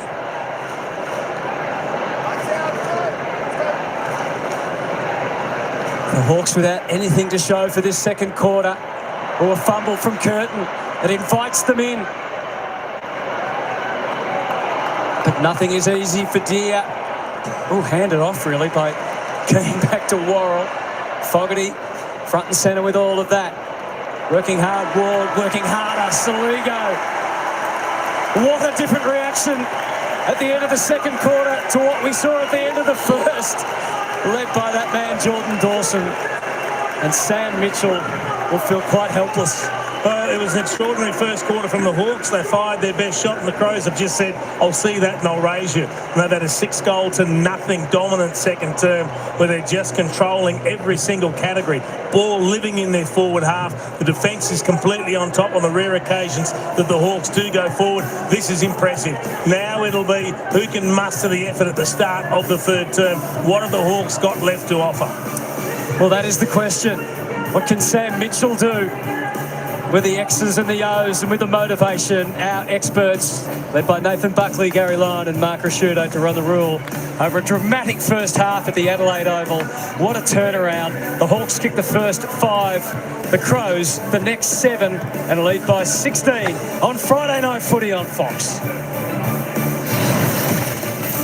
You're watching Friday Night Footy on Fox. Brought to you by Industry Super Funds. All right. There we go. Halftime. Can you believe it, folks? The Crows are in front 7-7-49. Hawthorn 5-3-33. Hawks did not score. Did not score in that second term. That's how good Adelaide were. 6 goals, 6, 12 scoring shots to 0 in that second term. Have a look at the worm here.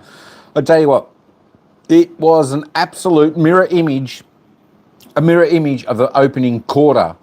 Both teams have had their crack at it now, 1 quarter each, and I'm sure going into the second half, I tell you what, this game will be a tight game from here on in. You've just got that feeling it's going to be an exciting finish. It's probably going to come down to the final kick within a goal, and that's what we expect. We expect the Hawks to come back out firing, of course. You know what, folks? 12 goals being scored in this match so far, 11 goals down to one end of the ground, and just 1 goal down to the opposite. So there we go. So Hawthorn are kicking with that. With that end in the third quarter. So we're going to see what happens in the third quarter if Hawthorn truly do have the scoring end, or is it just the options of ebbs and flows and the team that's got the momentum? I tell you what, momentum is hard to stop. But when the breaks come, it's fantastic for that team that the momentum is swinging against. Of course, Hawthorn absolutely came out and gave Adelaide Crows a spanking in the opening term. And of course, Adelaide did exactly the same thing to Hawthorn in that second term. Great pressure. Look, both teams good pressure on the opening quarter by both sides, the second quarter by the Crows. Of course, I tell you what, I think the Hawks will maybe just fix up a couple of little things. But, you know, they were still reasonable. It's just that Adelaide lifted tenfold in that second term. Eddie G wants to look at the live ladder. So the live ladder, I tell you what, it looks a little bit different to quarter time, doesn't it? With Adelaide sitting on second, Hawthorn sitting third. Now with Adelaide Crows in front on the live ladder, Adelaide Crows jump to the top of the ladder with that huge percentage. And of course, Hawthorn back down there in fifth, putting them like the cat amongst the pigeons down there in fifth, with all the teams hunting the top eight. So this is why I was saying earlier that this is vital for Hawthorn to win this game. This could be make or break for their season in this game so far. All right, let's just have a little bit of a look at the goal scorers, because there was a few more goal scorers in that quarter. Riley Thilthorpe, he's got 3 up until half time. He doesn't need many kicks to put on some goals. I tell you what, he can be dangerous. 5 kicks, 7 disposals, 5 kicks, 3 goals. Jordan Dawson's got a couple there for the Crows. Taylor, Tex Walker, Darcy Fogarty with 1.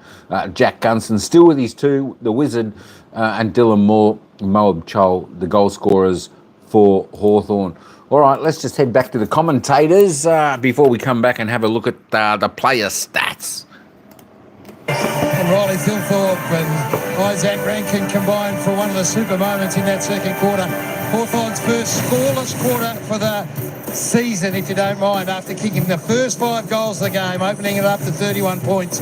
We go in at half-time, and this Adelaide Crows re-establish themselves as the premiership favourites. They lead by 16 points. Can you believe it? Nathan Buckley, Mark Rasciuto, it was impressive. No, well, as impressive as the Hawks were getting out of the block, silencing the crowd, getting the game on their terms in the first quarter, the Crows met that and then come back with a little bit more in the second quarter. It was a fantastic response given their opposition's first quarter. What about that, Mark Rasciuto, sitting down there? You've given up 5 goals in a row, and you're hoping for a response. I don't know whether you could have hoped for a 6-goal-to-no in second quarter. No, you couldn't see that coming, but great coaching by Matty Nix at quarter time, just to steady the ship and just get them back into the right space, and then he handballed it over to the captain to get it going with a couple of goals early in that second quarter. Let's have a look at the Harvey Norman highlights, and they're all the Adelaide Crows. We sung the praises of Hawthorn in that first quarter as loudly as we possibly could, because they absolutely smashed Adelaide.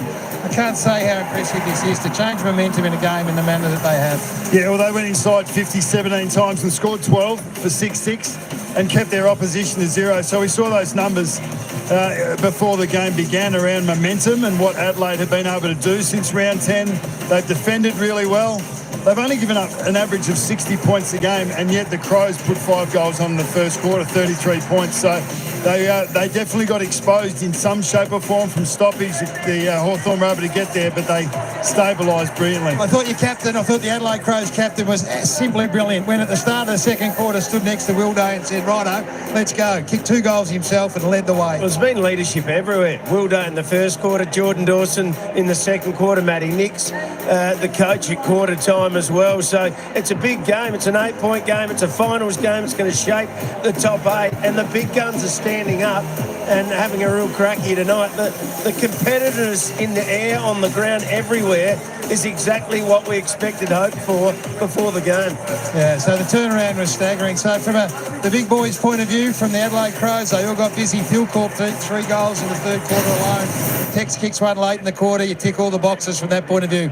What did you see, Bucks, first quarter to the second quarter? Well, it really was an amazing turnaround. Like, the Crows got absolutely smashed through the middle of the field, and the Hawks were great. They were taking territory at will. They were beating, the Hawks forwards were beating the Crows defenders, even numbered.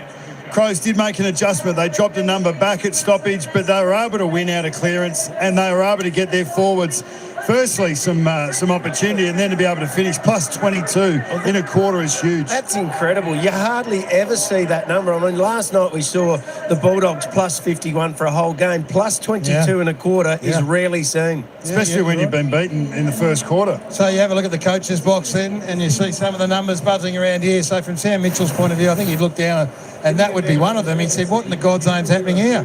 Well, this is half time, and this is all green now. Yeah. At quarter time, it was all red. Yeah. All red for the Adelaide Crows. So it's an amazing turn. I think the pressure from both sides has been a highlight as well. There hasn't been much time and space. Go forward has been the order of the evening, and when the Hawks were able to do it first quarter, they scored. Crows were able to do it in the second. This is exciting for both sides. What are they going to dish up in the third quarter? What's Sam Mitchell going to do on the road? What can Matty Nix do? What can the players do? I mean, this is a big, big second half coming up. It's a really interesting point. So we got down here to the ground, with a minute to play. As soon as the siren went, the Adelaide boys up out of the bench, sprinted out onto the ground to join the rest of the players on the field. The Hawthorn boys a little bit slower. You can make a narrative work for you whichever way you want, but the momentum has swung enormously. What Adelaide couldn't do in the first quarter, which is credit to the Hawthorn Football Club, they just couldn't move the footy. Their D50 to 450 stuff was just nowhere. And from that point of view, then you're on the back foot, you're losing field position, lived in the front half of the Hawks.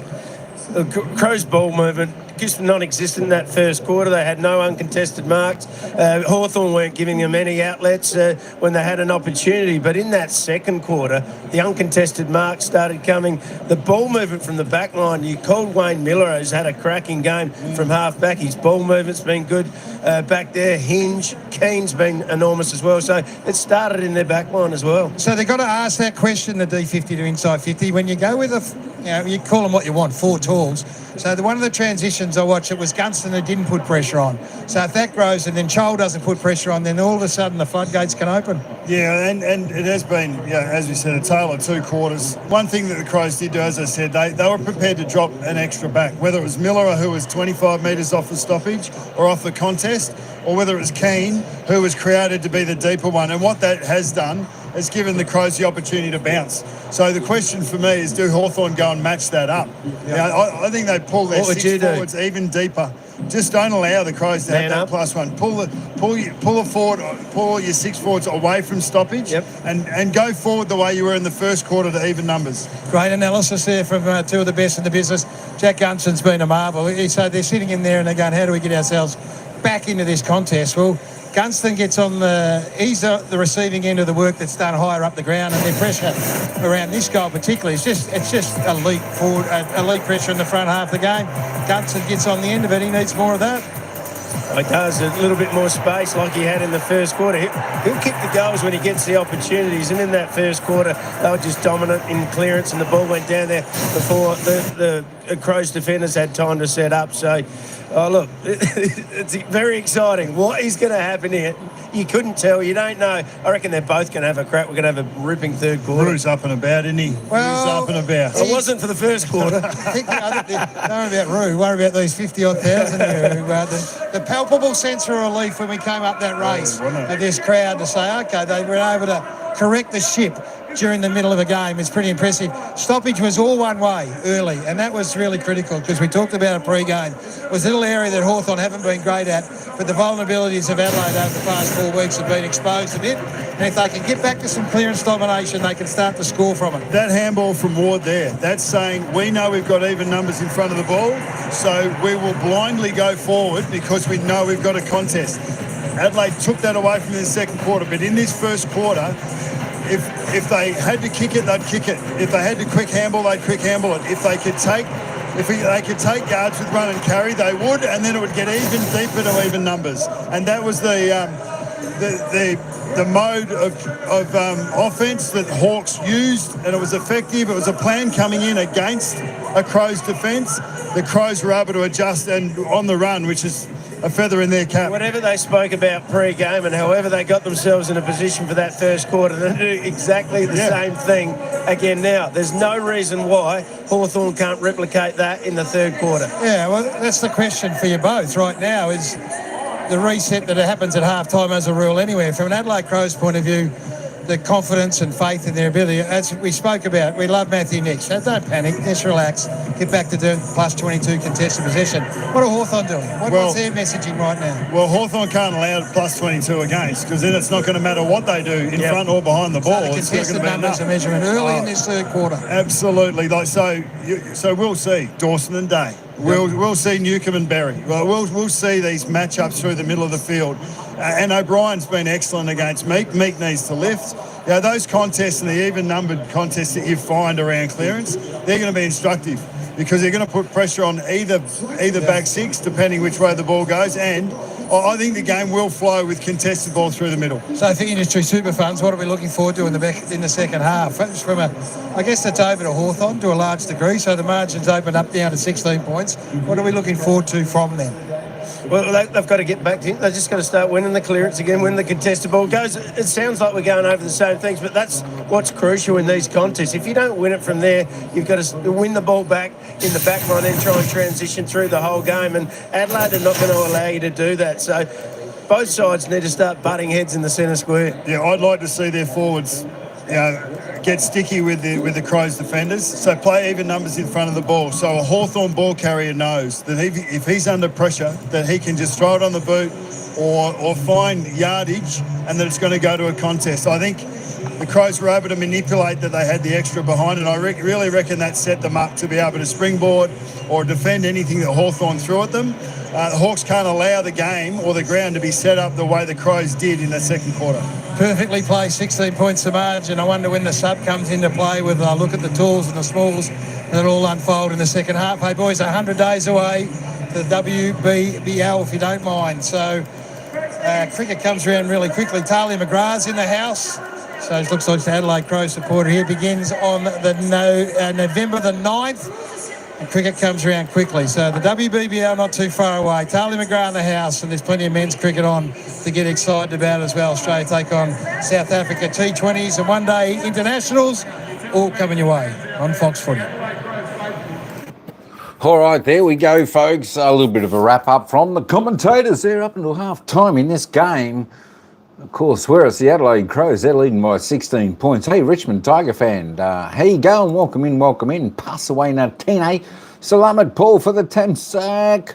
Adrian, what are you saying? What's this? Woohoo Pie is second. Boo Pie is second. We want Pies on top. Josh White, how you doing? He's going for the Crows. Of course, what AFL team do you go for? I go for Collingwood. I go for the Magpies. They play tomorrow night. They're playing Brisbane Lions at the MCG. Unfortunately though, I won't be able to do any games tomorrow, I don't think. Or actually, I might be 420. Oh, no, I don't think I'll be able to do any games tomorrow. I've got to head on out tomorrow. I know the Melbourne West Coast game is at 1:20 p.m. Melbourne time. That'll be about 5:30. I think I'll have to skip the footy tomorrow, folks, unfortunately, because some good games on there. Melbourne West Coast tomorrow, Gold Coast Richmond, Sydney Essendon, and of course Collingwood Brisbane tomorrow night, which is going to be match of the round, but the Dogs and GWS, Adelaide and Hawthorn pretty much match of the rounds too. And of course Sunday we've got St Kilda taking on North Melbourne, we've got Geelong taking on Port Adelaide, and of course Fremantle taking on Carlton. 1, 2, 3. So I might be able to do a couple of those games on Sunday. We definitely want to do Fremantle, Carlton. We might be able to do the last 3 quarters of that. We'll see. Because we want to probably have a little bit of a look at, I don't know. I tell you what, I don't know what games. We've got to probably do Geelong Port because they're in the top 8. And of course Freo, Carlton, because Freo are hanging on in the top 8. We'll do that for Addy G. Boo, what do you mean boo? No boo. Go Pies. Hey, let's quickly backtrack and have a look at the disposal getters for the game up until half-time. Mark Keane tops the table for the Crows on 18, 11 and 7, just the one clearance. Ambrosia on 15, 6 and 9, 5 clearances, doing quite well. Miller on 14 there for the Crows, and of course Carl Lamont next best with 13, Will Day 12. The big man Riley O'Brien there, 11 touches, 7 and 4 handballs, 22 hit-outs, 6 clearances, doing quite well also. Who else we've got there? Jordan Dawson there for the Crows on 10, kicked a couple clearances, 4 tackles, so he's doing all right there. James Sicily, a little bit quieter in that second term, 9 disposals, all kicks, 6 marks. So he's taken quite a few intercept marks there, just the 1 tackle from him at the moment. Ginneman also quiet in that second term, just the 8 touches overall. Still a few of the big guns to fire up for the Hawks in this third quarter if they want that. Moab Chol, I'll tell you what, didn't see much of him so far, just the 4 touches, 4 kicks, 1 goal for him. Gunston, just the 1 kick in that second quarter, still just on the 2 goals. Just have a quick look at the team stats, because we're not far away, I think, from the bounce of the ball. There we go. It's certainly tightened up. It's plus 16 disposals overall to Adelaide Crows. Inside 50s, 14 scoring shots to 8. Adelaide Crows been inside their forward 50 28 times. Hawks 24. So not a great deal of difference in that. Both have had their time there. The disposal efficiency, Hawks going pretty good at 75. Adelaide 66 there. Free kicks certainly tightened up a little bit there. 13 to 11. Plus 2 to Adelaide, 2 to the home side. There we go. Hit-outs all tied up. Clearances, the Hawks still doing well in the clearance section. 27-18. They're plus 9. Plus 3 out of the centre. Plus 6 out of stoppages. Contested, there we go. Uncontested, all pretty similar. Contested, Crows just a bit harder at the ball there. Plus 18 there. Marks, there we go. Centre all. Hard to imagine they doubled the marks. Hawthorn to Adelaide. But marks inside 50, 4 to 3. All right, they just need to open up a little bit. Looking at the tackle count now, it's certainly lifted a little bit there. Adelaide still yet to tackle inside forward 50. Hawks are 35-26. Well, Adelaide are in front. They still need to lift their pressure, although their pressure was pretty good. Look, both teams have had a quarter of fantastic pressure.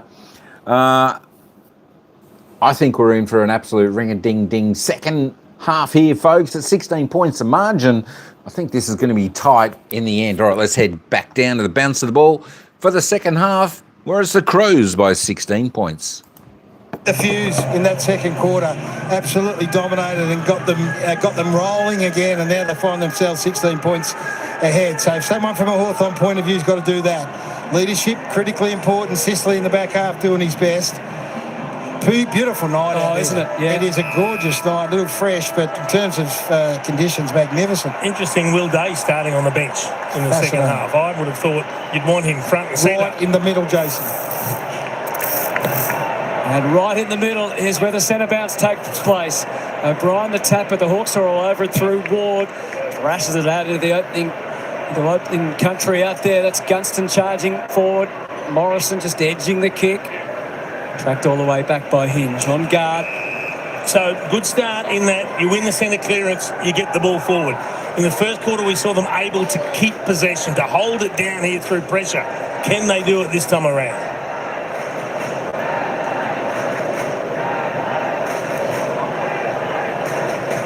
O'Brien gets the tap and with some guidance for Curtin. Neil Bullen on the half volley. Impey flips it up for Newcomb. Sicily. Very wide, substantial target, but well done from Curtin. Took care of Mika the footy. Talked about Mark Keane at half-time. He's had 18 disposals in the first half, so getting plenty of the ball.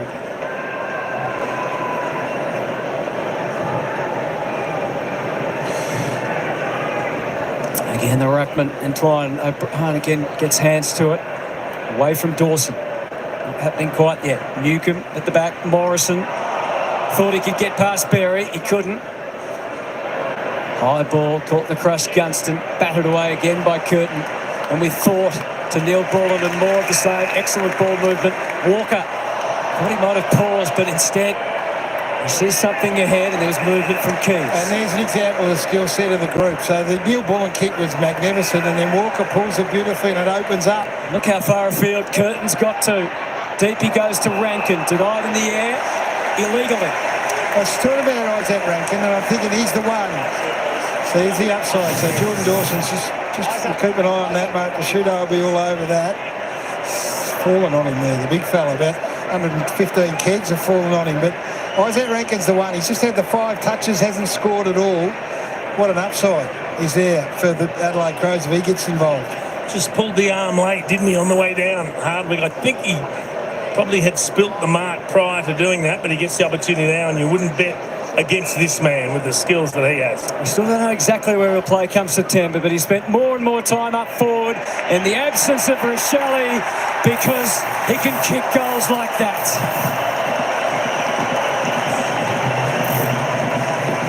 8 unanswered goals, Hutto. Yep. 8 unanswered. Fogarty kicks the last of the first quarter. Their first goal, ironically, having given up 5. They then kicked the next, or the only 6 goals of the second quarter, and they've opened up with the opening goals of the third quarter. Isaac Rankin, who magnificently set up Riley Thilthorpe, but apart from that, hasn't really had much of an impact. But if he gets hot, 8 in a row could turn into 12 in a row. It's hard to see where the Hawks' next goal is coming from. A team that was so dominant in the first 20, 25 minutes of the game has just lost the capacity to maintain the rage when they get the ball in their forward half. Adelaide's ability to transition has been exceptional, but far too easy. So you talked about Will Day not starting in the centre bounce, Jason, which we all find a little unusual. Just get Marcus Shudo, keep an eye on it. He's just emerged from up the race. So Moore gets the handball for that will make Hawthorn fans nervous. Good work from Newcomb again. Morrison in there quickly. Give their tools a chance. But Keane denies. Deer. And it's scored over. So they came in with the 4 tools, just the 3.5 tools. Anthony, this is the challenge for them now. So at 5 goals to none, 31 points up, he was a genius. And now, as we get into this grind a bit, and they haven't kicked a goal for over a quarter of footy, now we'll just have a look at it. Whipple's sub, of course. The one with Jones. And Keane, a rare fumble. And he had the backup crew, Worrell, to a 1-on-1. It becomes a 2-on-2 as Sicily brought Fogarty to the footy. Curtin decided tackle was the right call there. And Nash. We're talking about Will Day. He hasn't got any doctors around him, but a little bit unusual to go down there unless he needed a late toilet break. And that'd be the best result for Let's him. hope for Hawthorn fans' sake that is what's taken place, because he needs to get out there as soon as he can. Barry takes them back to the wing. Walker in battle. And Hardwick to battle again. They've got to tuck the ball under the arm and even have a bounce. Try and bring some spirit and energy to the Hawks. Ward got past Barry, but then what to do? Lags the kick. Chol came marching out, but wasn't particularly a coordinated approach. Maybe Dylan Moore. Or Ginnivan had a look to the inside. Followed that through, trying to kick the D'Ambrosio. Again, Worrell got all the cheers and the love from the Adelaide crowd. And now the high fives for his teammates. It's a good spoil from Worrell because it looked to be a really good kick from Ginnivan. He was in a tough scenario, kicked to the advantage of D'Ambrosio, but Worrell back with the flight. Good spoil. A goal kicker like Ginnivan, he must have been tempted to take the shot. Saligo, no real means of getting ball to boot that time. The umpire's call is holding the ball. No, that is a free kick. Yep. The consistency of the umpiring department here is spot on. We saw one earlier that went in favour of the Adelaide Crows, but you got your arm free. You've got to have a go. You can't just keep walking and trying to carry him with you. You want to talk about your enormous kicks? Well, this qualifies. Yeah, it's spot on. I mean, you can't go and give up 8 goals in a row too often and expect to come back. You've got to halt that. Not a natural kick of the football at the best of times, but he's got to find a way to steer this one through. Sam Mitchell's had great faith in him. One of the reasons he's gone for the extra tall is so Connor Nash can produce goals like that and have the energy to do so. He lifts the Hawks, their first goal since the opening quarter. And for the fans that have made the trip to Adelaide, they need a little bit of nourishment, and they get it from Connor Nash. And even better, Will Day's gone and trotted back out onto the ground without appearing to have any issues at all. So that is a badly needed. The free kick's there all day long. There's no problem with that. And he's converted. So can they get a little bit of roll, on a bit of a roll? We've seen so far 5 unanswered, 8 unanswered. That's it for the now 1 in the response. So let's see how they've got to try and find some energy, Jace. Yep. That's the thing. I mean, we're sitting here, we're watching it. Adelaide worked so hard to get their momentum and then charge ahead. It's really over to Hawthorn. Saligo normally the one applying the pressure, but he copped it there from Nash, who got the reward for his effort. They had to find a way, and they have. Ruck slug it out again. Peatling first hands on it. Connor McDonald in there, and there's Nash again. So Rankin comes up as a high half forward to play at this stoppage. McDonald gets his hands on the foot here, but Dawson was more decisive. Day wins it back. Nothing easy in there. Was that high on D'Ambrosio? No. Connor McDonald out to Lewis. Doesn't take possession. Impey back to Morrison. Overworked at the moment and hustled over the line by Hinge. And he wants to follow on. But we talked about resistance from Adelaide early in the second quarter that then grew into dominance. There's just the last minute, 2 minutes, they're first to the footy, Hawthorn, on a loose ball. So the work rate's still there. It's just ever so slightly a little momentum shift. Can the Hawks land another blow? Day came flying through the ball. Close run thing, and there's the smother. Brilliant again from Peatling. Those fans have come to love him very quickly, haven't they? Nathan Buckley called for everyone to go one-on-one at half-time. That's what he wanted Hawthorn to do, and all over the ground at the moment, they are pretty much exactly that. And Hardwick has watch on Rankin in the middle of the ground. Dawson can't get ball to boot. O'Brien tries as well.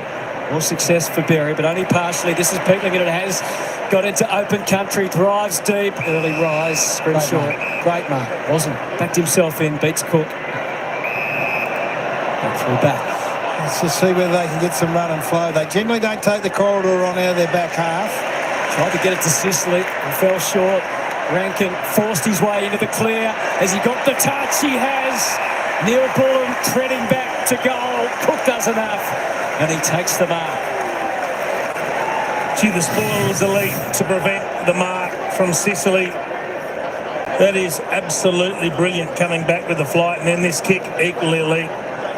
They get the chance for the quick answer.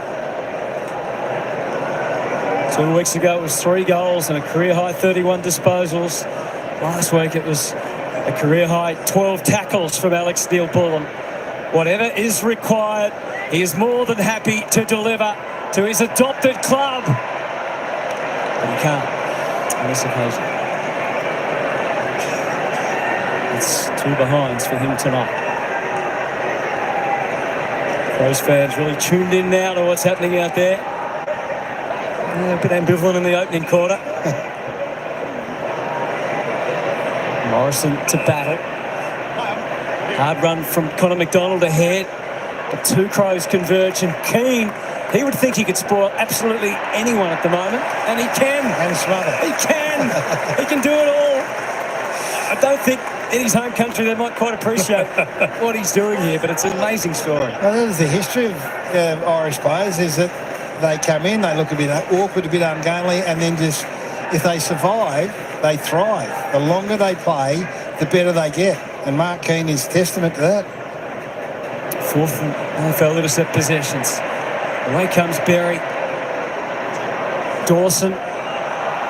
Fogarty. Scrimshaw really couldn't get there. Great Sicily win. does that. Great win by Fogarty. It was a 3-on-1. So they looked up the ground, he's transitioning, and he had to kick it to the big fella, and then for him to get it out of bounds and give him the opportunity to even numbers up, really significant.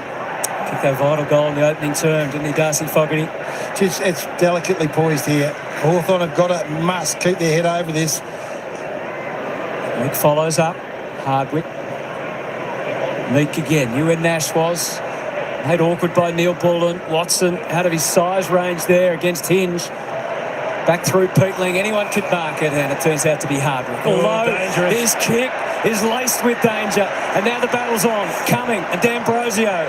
Help arrives. Scrimshaw decides he can bounce. Cook pursues. Hence the handball. Back to battle, and the protection for D'Ambrosio. He's got something to kick to down the line. Connor McDonald, Hinge again.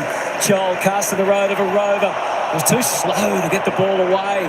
Miller Joel stumbles over the top and awkwardly gives away the free kick. Yeah, that was just clumsy. Very clumsy. Well, this is where you're arguing about forwards and tall forwards. They didn't have anyone to kick to coming out of their back half, so the representation wasn't there when you consider. I think he was looking for a below-the-knees contact free kick. Hinge. Sicily. think they've got to get a bit more expansive, Jace. We know that they, from the back half particularly, they go corridor. They're number one team, corridor out of back half. Trouble is the Crows are awake to that. Well, that's it. They are preventing them from using the corridors. Hardwick does target Joel, but Murray got the better of him. McDonald, nothing to stop him running in and snapping a goal, except himself. I beg your pardon, did I say number one corridor? The number one boundary coming out of the back. But that's a horrible miss. He's running directly at goal, decided to kick it around the corner. He took the bounce, which put him under a little bit of pressure because then he got closed down and he just didn't strike it cleanly. They can't afford a miss like that. Great spoil again. $1 million kick on the way out from Keane. Doesn't hit the target. McDonald. Through it goes to Watson and back to Ward. Didn't have much around him. Watson came through and more. Back to Amon. Worked the angles well. Ginnivan. Worrell, he'll take on not even his own opponent, just anyone. Well, that ball Free kick, what's he paid for? It's not chopping the arm, surely. Yeah, must have been. So now it's Jack Ginnivan. It looked a genuine attempt to hit the ball, didn't it? Crowd don't love it the second or third time they see it. 21 goals, 8. He's been one of the most reliable players close to goal. He's 14 goals won for the season from inside 40 metres. And that fitted that range, and he's delivered again. Jack Ginnivan makes it 2 in a row for the Hawks.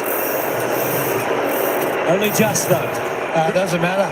That is exactly what the Hawthorn Footy Club needed. It's been hard work for them. There's nothing pretty about this third quarter. Their kicking efficiency is down at 45%. The pressure of the Adelaide Crows right now is at 244. So that is a great sign. They can absorb it. They've still been messy by foot, but they've kicked the last 2 goals, Jason. Yeah, so we get a really close look at it here. Maybe the umpire probably had a better view than we did. Just above the wrist, the most important thing is if you get an opportunity, can you make the most of it? So they've got to find a way just to stay around the Crows. Let the pressure build on the scoreboard by not allowing the Crows to kick away and get comfortable again after smashing them in the second quarter. The goal comes about because Will Day spoils again. Heads up play across half forward, keeps it in their front half. They'll all draw out of the middle initially, though Chol got boot to it. Curtin. Smith. Battle. Goes back and takes another. It's a little momentum shift again. They're absorbing just 244 again. It's not Adelaide's pressure that's dropped off. Hawthorn are meeting the pressure. They've been untidy, but they're scored. And 143 for the former Saint. Enjoying his time as a Hawk. McDonald rushes it inside 50. Moore gets pushed off it by Bond. Dawson about to be hunted down by Day. Suddenly the Hawks have got a bit of zest about them. Crows stand up for now. Dawson's dribbling kick is well contained. Worrell and then Curtin had to rethink his approach on the way out. Hawthorn desperate to keep it alive, and that's a little mini win for Cook and the Crows. But we did talk at half-time. The boys, Nathan and Ruth, just talked about they got to get back to work. So Brett Ratton's working overtime with Lloyd Meek, who's had his colours lowered by Riley O'Brien. What they have done in the third quarter, the Hawks, is they've not allowed those easy exits out of defence for the Crows to go the length of the ground. Joel, clean getaway. Equal numbers, 3 on 3, and again, it's that man, Mark Keane. She's a good player. She's a good player. Just not getting the contest in the air that they would have hoped for, the Hawks. His third mark directly off opposition boot, and his 20th disposal. And here's his great defensive mate in Worrell, across to Smith. They've had 9 inside 50s. Gunston, Lewis and Gear haven't touched it. Tug of war down the line between Fogarty and Barrish. Play on is the call. Aim on to Hardwick. Neil Bullen again. Forward to Keys. Where next? Phil Thorpe. It's over his head and to Sicily's liking. Quick switch. Could be a good one. Ward's running hard for the next. Battle will have him in his sights if he chooses. And then down the line there's Morrison and Watson. Easier said than done, but he does it. And Mitch Lewis has got to get across and present. Lloyd Meeks pushing on. He's got a mismatch with Brodie Smith, so he's the target down the line they should go to. No excuse here. Warple's just come on, so a sub's been made. I'm not sure who's gone out yet. Full stretch from Meek for the more kick. Back outside to Connor McDonald. So again, Mitch Lewis, the big presence. He's the one that's got to be the marking contest here. Cassidy subbed out last week. High ball goes in. Thilthorpe joined the throng of defenders. Will Day. Oh, he doesn't hit it as he might have. But a bit of luck is a damn good thing. The bouncing goal from Will Day. And suddenly the Hawks have found a way to cut the margin to 4. Here they come. Wasn't pretty. No, but that's the story of the third quarter. Yep. There's nothing pretty about what Hawthorn are doing, but there's plenty to admire. Yeah, you'll find it's one of the tools that's been subbed out for the Hawks. Cowshed deer, Jace. That's just luck of the draw. He didn't strike it. He called it well, Hutto. It was a poor strike off the boot. That's one you'd snap through half post high. Never got off the ground. Just caught it right on the end, and it took that almighty bounce. Take it when you get it, a little bit of luck. And again, they just find a way to hang in there. So again, the Crows don't give up 3-goal runs too often. So they've given 3 in a row up for the second time tonight, maybe more. This whole game's been about momentum. 5 goals, 8 goals, 3 goals. Scoring in? 100% it's a scoring in. No breeze, but scoring in. So tactical sub. So the 4 tools become 3 for the rest of this one. It's an interesting one, Calshagir. Lewis is the one that can't really get to the contest at the moment. Peatling. Happy to kick it on the angle. Out marches Fogarty, but Sicily still spoiled. Couldn't quell Rankin, top of the square. And again, it's too strong for Thilthorpe. Impey.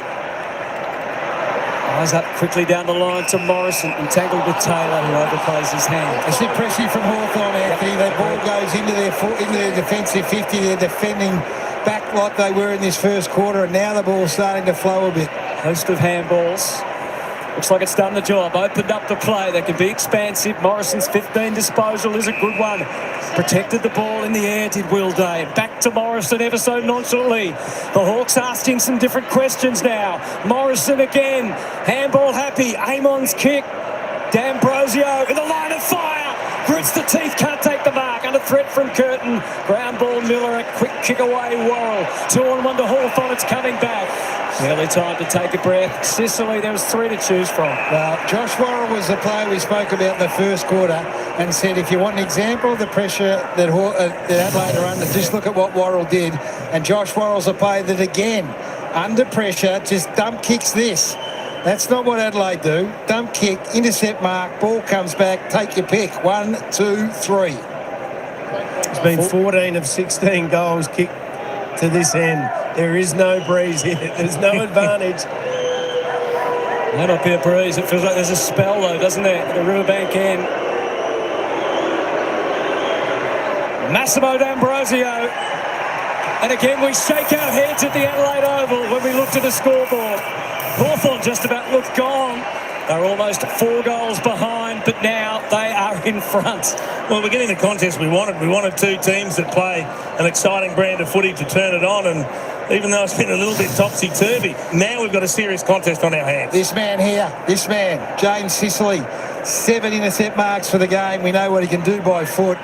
The pressure's gone up for the Hawks. So that transition that was easy, you just referenced that dump kick from Worrell. They didn't do that at all in the second term. They found possession, then they found another possession, chained it out of defence and turned it into attack.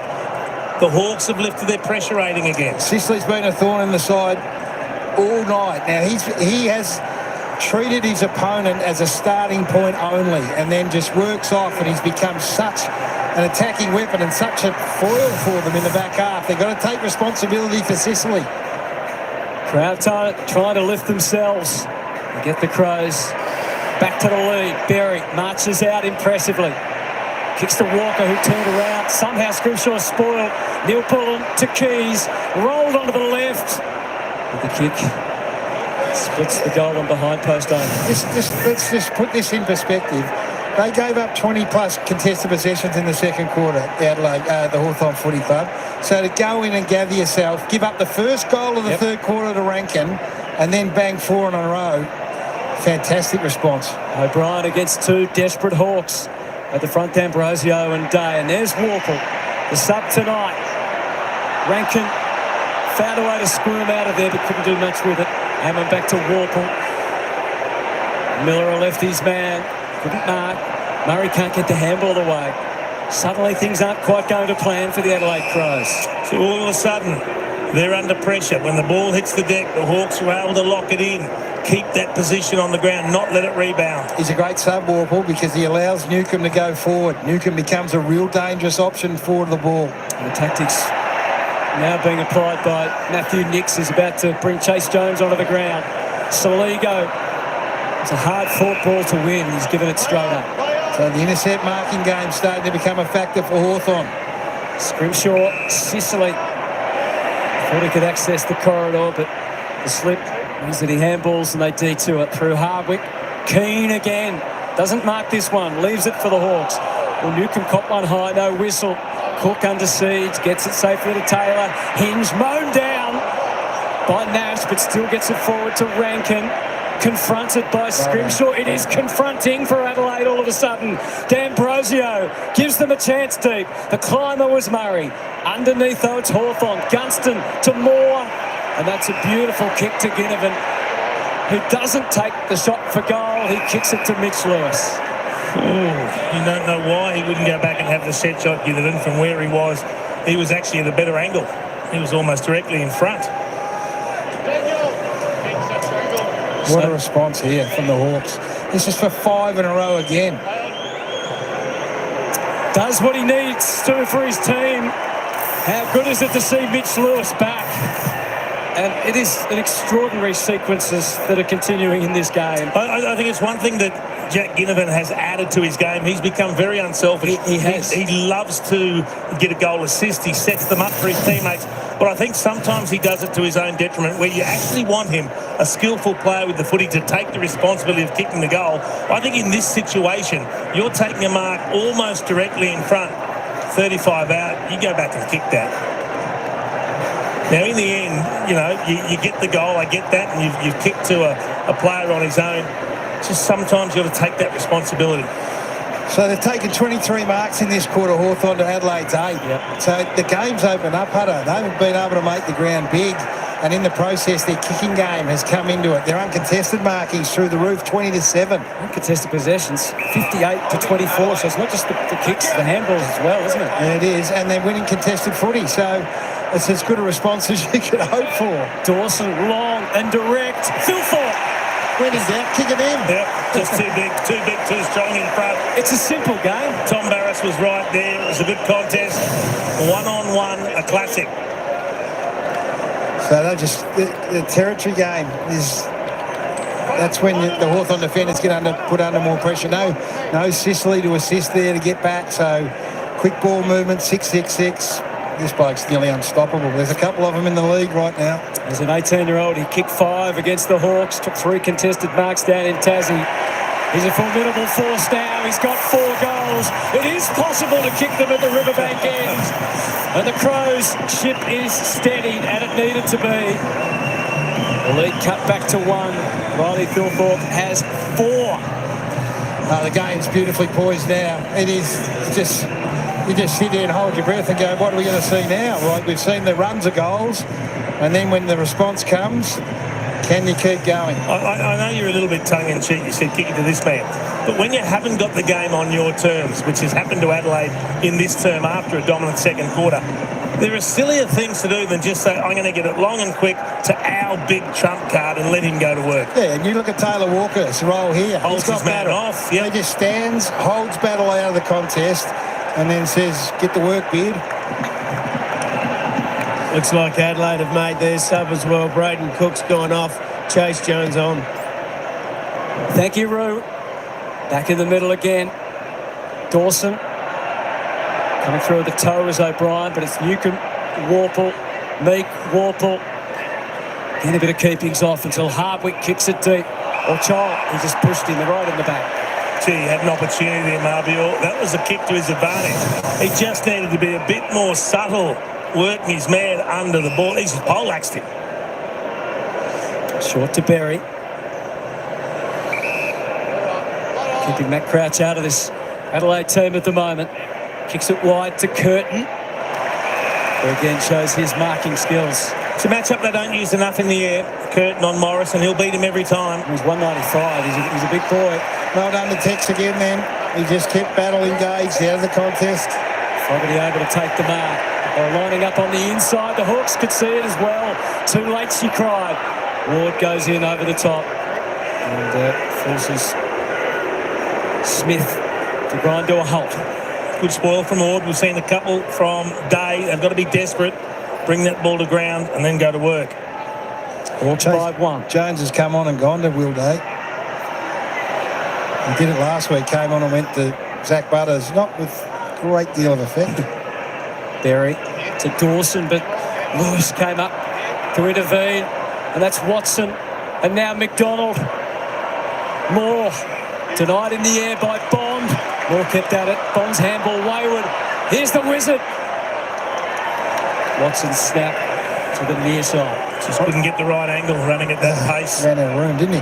What they're doing, though, as you can see, well, as we can see, we're here, it is just pressure. It is the closing down pressure all over the ground that Hawthorn have rediscovered. Phil Thorpe one-on-one. Can't get to it. Away from Amon. Lightning from Keys, and Saligo senses that he can take off. Rankin is kicking a bit away. The middleman was supposed to be Riley Philthorpe, but it's not. It was the Amon chase, again, which is indicative of what Hawthorn are putting out. Battle. There's 3 or 4 Hawks gathering on this side. Who better than Sicily to take the next step to Meek? A step ahead of O'Brien on this occasion. He's told just to wait. Minute 40 on the clock. Just be a little bit more conservative here. They've worked their way back in front against the odds. Straight down the line. Murray gains 35 or 40 on the fist. That's a serious spoil. Absolutely brilliant.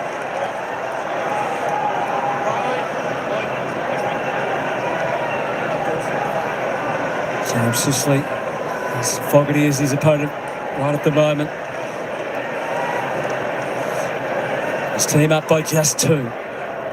O'Brien to Newcomb. Now Ward. Almost got through to Moore at the back. Murray, Lewis. Turned the right way, Murray. Did he go over the boundary line? Yes. Will Day leading those contested possessions, as you can see, with 13. Sam Mitchell got the response he was after.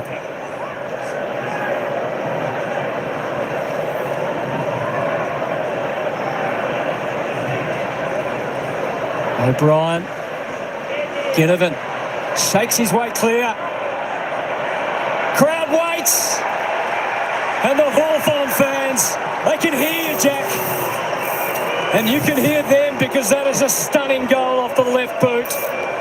And if anyone can annoy a crowd full of 50,000 loyal fans, it is Jack Ginnivan. I'll tell you what it is. Degree of difficulty, that finish is extraordinary on the opposite foot. And they engage in some interesting celebrations. A couple of the shoves that Will Day gave him, he got in his face and pushed him hard a couple of times like, come on, that's what we want. But this degree of difficulty, guys. Will Day is their spiritual sort of leader, but that is scary good. And it's just worked its way back again as it died on its trajectory. So goal from a stoppage here. And now we just turn our attention. What do you got for us, Chap? Yep, look at me. I can't hear you. A little bit of that. And then a bit of Will Day comes and cracks a couple of, watch him crack a couple of ribs here. A couple of big shoves he gives him. A couple of beauties. What a game, Hutto. This is a magnificent contest. What a stirring performance from Hawthorn. They were down and out, it appeared. As the Crows regather again off the right boot of Hinds, it'll get them to half forward, but no further. Yeah, so this is an issue for the Adelaide forwards. That's the 17th intercept mark they've taken, the Hawthorn Footy Club. So they've got to be better than that, going ahead of the footy. Impey, change of direction and speed. It's an extraordinarily high ball that carries further than everyone anticipates. Well, they know there's very little time on the clock. They do. He's got to go 30 long. seconds. He's got to go long up the line. He took a little bit of ground by running the man on the mark. It was really good play from Impey on that occasion because other players were calling for the switch. But that's not what you do when you're deep in defence and there's 25 seconds left on the clock. Or 15. Or he quickly spun it to a 15er. Yeah. Little toe poke from Dawson, you can see what he had in mind, Peatland. You're not going to bed. I'm telling you that right now. No one's leaving the Adelaide Oval, which is absolutely jam-packed. You can't anticipate what's happening here. Not the way this game's unfolded. Be some questions asked if the Crows kick 6 that we seen in the last quarter, Gaz. But you couldn't see it. Like, you couldn't see the 5-goal opening. You surely didn't see the 8 unanswered response. And I sure as hell didn't see Hawthorn coming back in the manner they have here.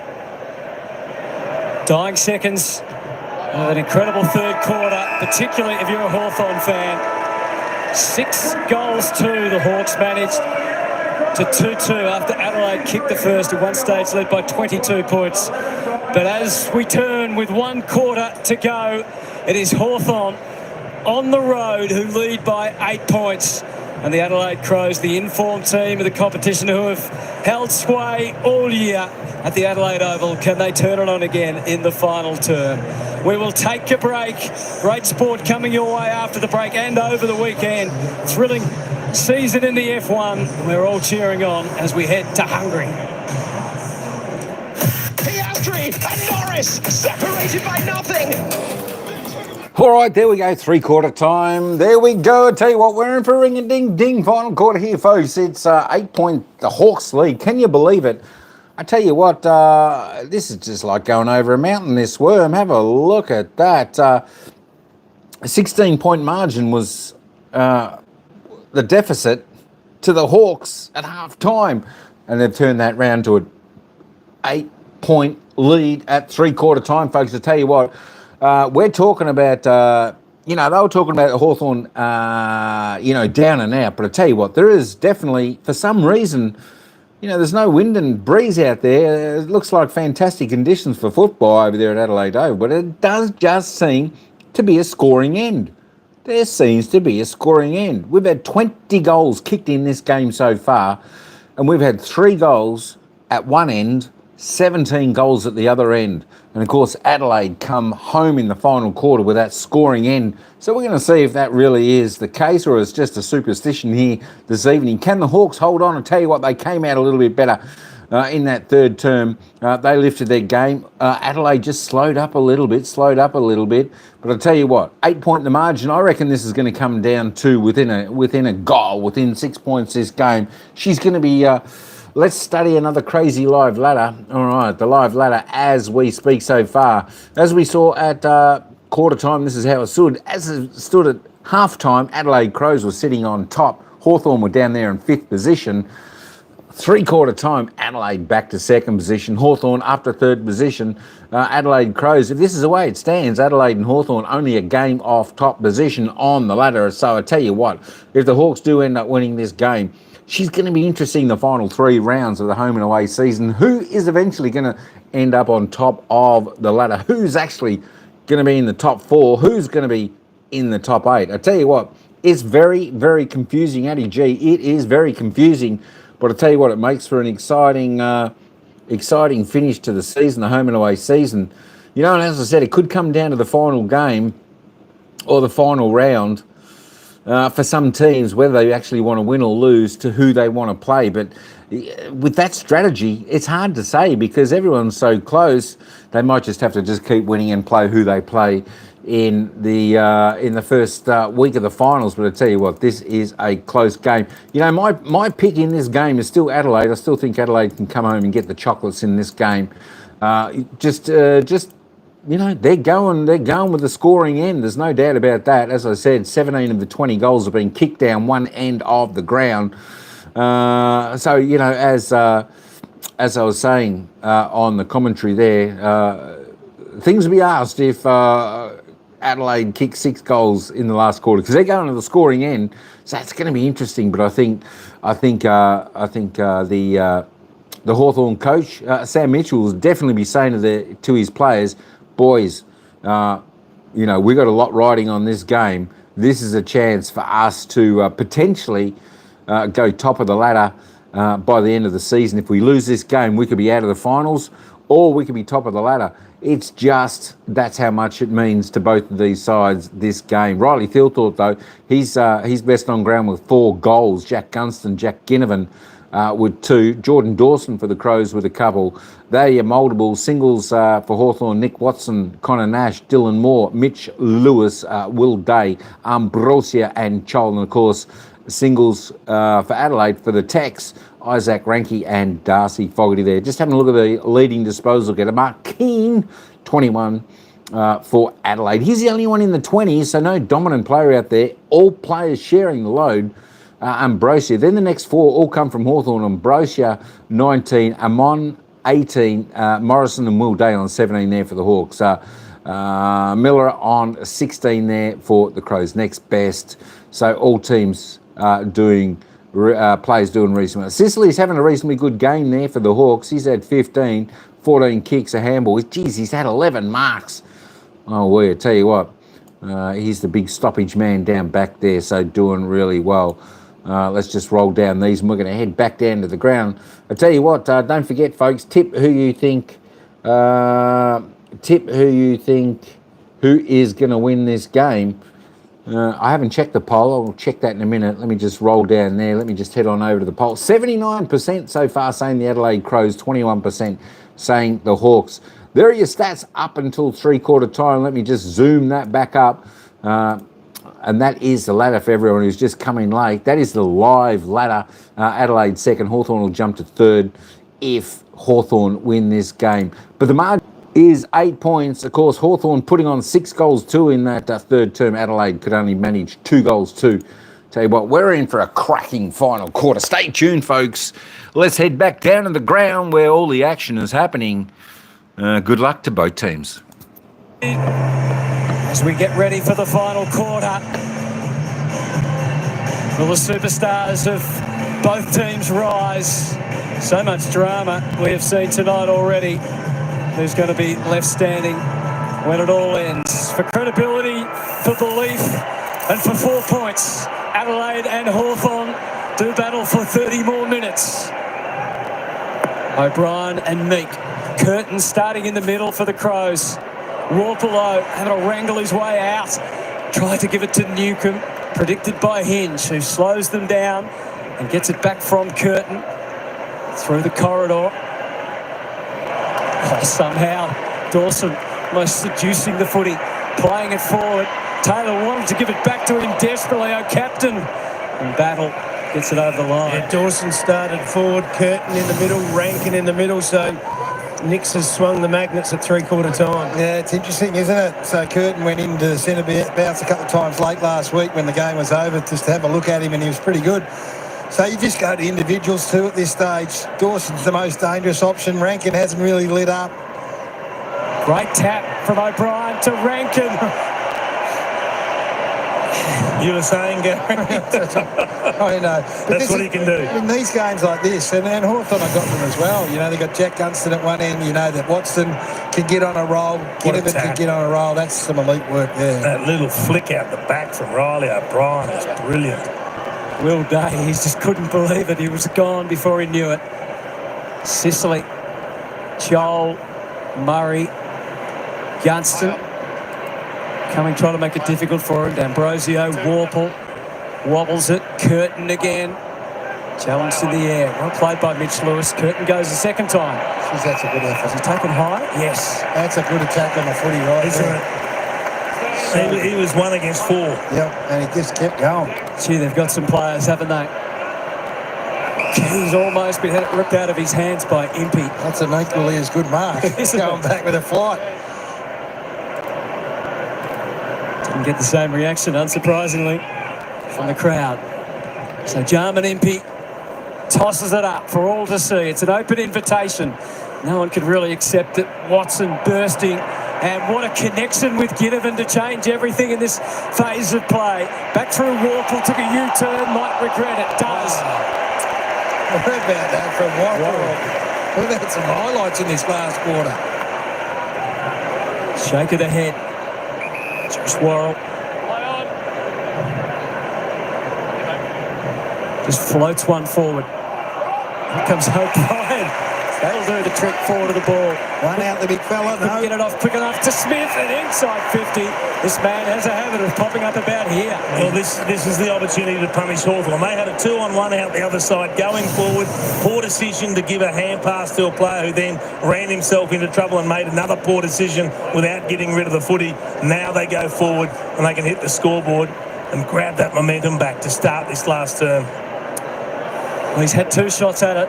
Alex Neil-Bullen. More importance as the night goes on, and he gets the result he craved. And so does this Adelaide crowd. Couldn't do it at the start of the third quarter, but he does it at the start of the fourth, and the Hawks lead by 1. Really important that he converted, took his opportunity. Loved the kick by Smith.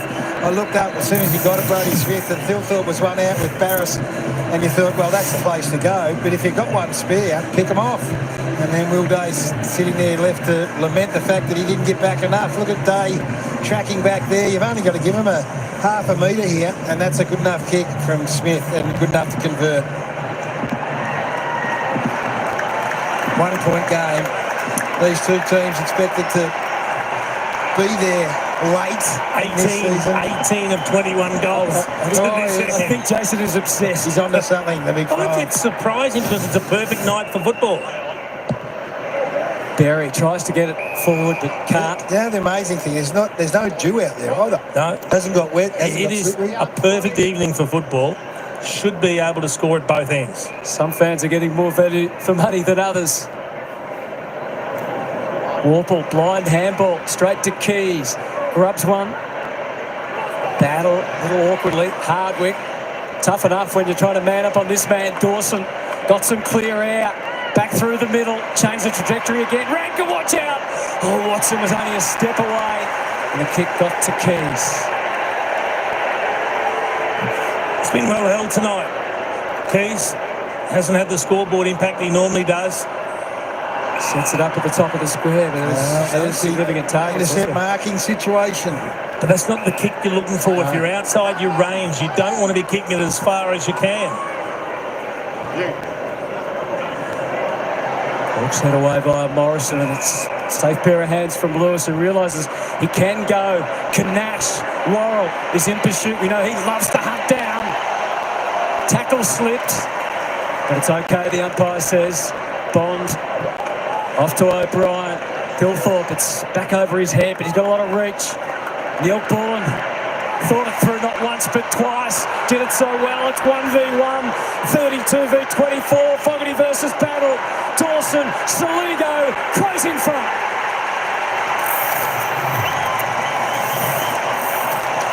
Let's go back to Josh Worrell, who only just stands up. He's only just getting to his feet right now. He is the one that refused. Hutto caught it beautifully. He's had some great chase downs. Big gun on the other end of the play, I know, but this is the Worrell chase down sets the goal up. He refused to concede anything. Nash thought he put a step on him. The handball is affected. Ball goes down the other end, and then you'll see some heroics from Will Day in the lead up to this. He had an opportunity to take ground, Connor Nash. He was clear. A long kick inside 50 to a contest. If you're going to back yourself to beat the man, you've got to beat him, because this is what happens when it goes back the other way. That's what we're down to now, moments. Yep. Thought Fogarty played it beautifully as well. A genuine one-on-one, pushed under the footy, stayed in the contest, off-balance left foot kick into space for Saligo. That is elite. Dawson and Sicily are not friends. Dawson and Sicily out at the two skippers. Two skippers, yeah. Rumbling around in the middle. Warple, break it up, kick to the centre half forward, knocked away from McDonald. Rankin, starting to have a say. Miller up, right through the corridor. It's where he does his best work. Saligo, here he comes. That's dangerous. Pushing the boundaries there. Yep. He's played on, so he goes long. Oh, it's the post that's he nearly kicked that. It looked like it was way out to the right. Didn't know it was going to make the distance, and then nearly gets there. Isaac Rankin's just starting to get busy, boys. It's 3 touches, 2 score involvements. So when he gets involved, good things happen. The Crows have arrested momentum here.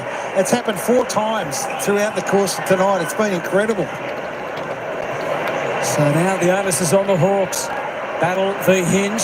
If it stays in, Battle overplays his hand. It could have been high. Hinge is hungry. He's not letting D'Ambrosio clear. I tell you, the Dawson going back and taking, well, he's not there now, but taking responsibility for Sicily speaks volumes of what that bloke's capable of. It also speaks volumes of how James Sicily's dominated. Walker's got him at the minute. Crows have the superior final quarter record this year. And that's the way it's played out so far. They've kicked the first 2 goals of the last.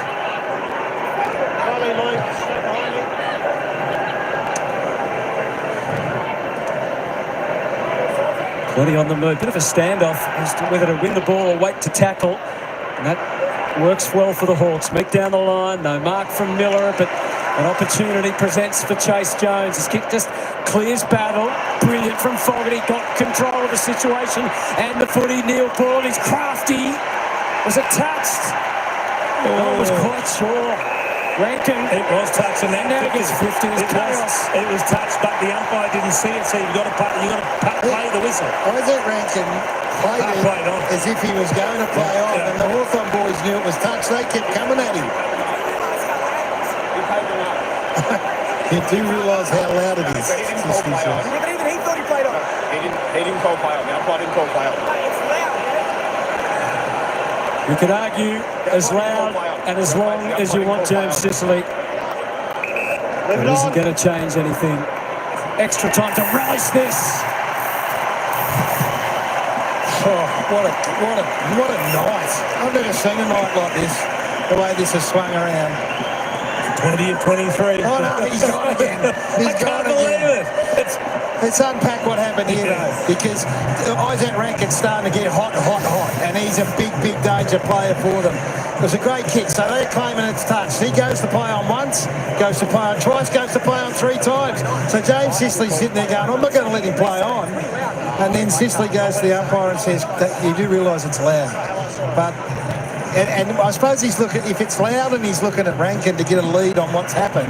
Rankin tried to play on 3 times. Well, and Rankin, it was a bit of both, because Rankin thought because Sicily was there that maybe it was play on. Yeah, that is true. That is true. There's the touch right there. So understandable that it's not picked up. Trying to get it out of the middle again through Meek. Too slow, but he is strong. Nash lags the kick up, well handled by Ginnivan. And he takes one high. Back to what you know. They've got to kick the next goal. The Hawks got to find a way to do that. Gunston and Watson, and it is Watson that hangs on. What about that? That's not something you expect. A small on the lead taking a half pack mark. That was meant for Jack Gunston. You wait till you have a look at how high he got there. Gunston saw it halfway through. Look at this jump. And he just stopped Gunston because he knew that the wizard. That's extraordinary. They are yet to score at this end for the game. It's been 9 goals, 8 to 0-0. He hasn't always been the most reliable set shot. Tonight was all about Hawthorn's bigs and their littlest man, the 170-centimetre Nick Watson. At least he scored, but it's not a goal.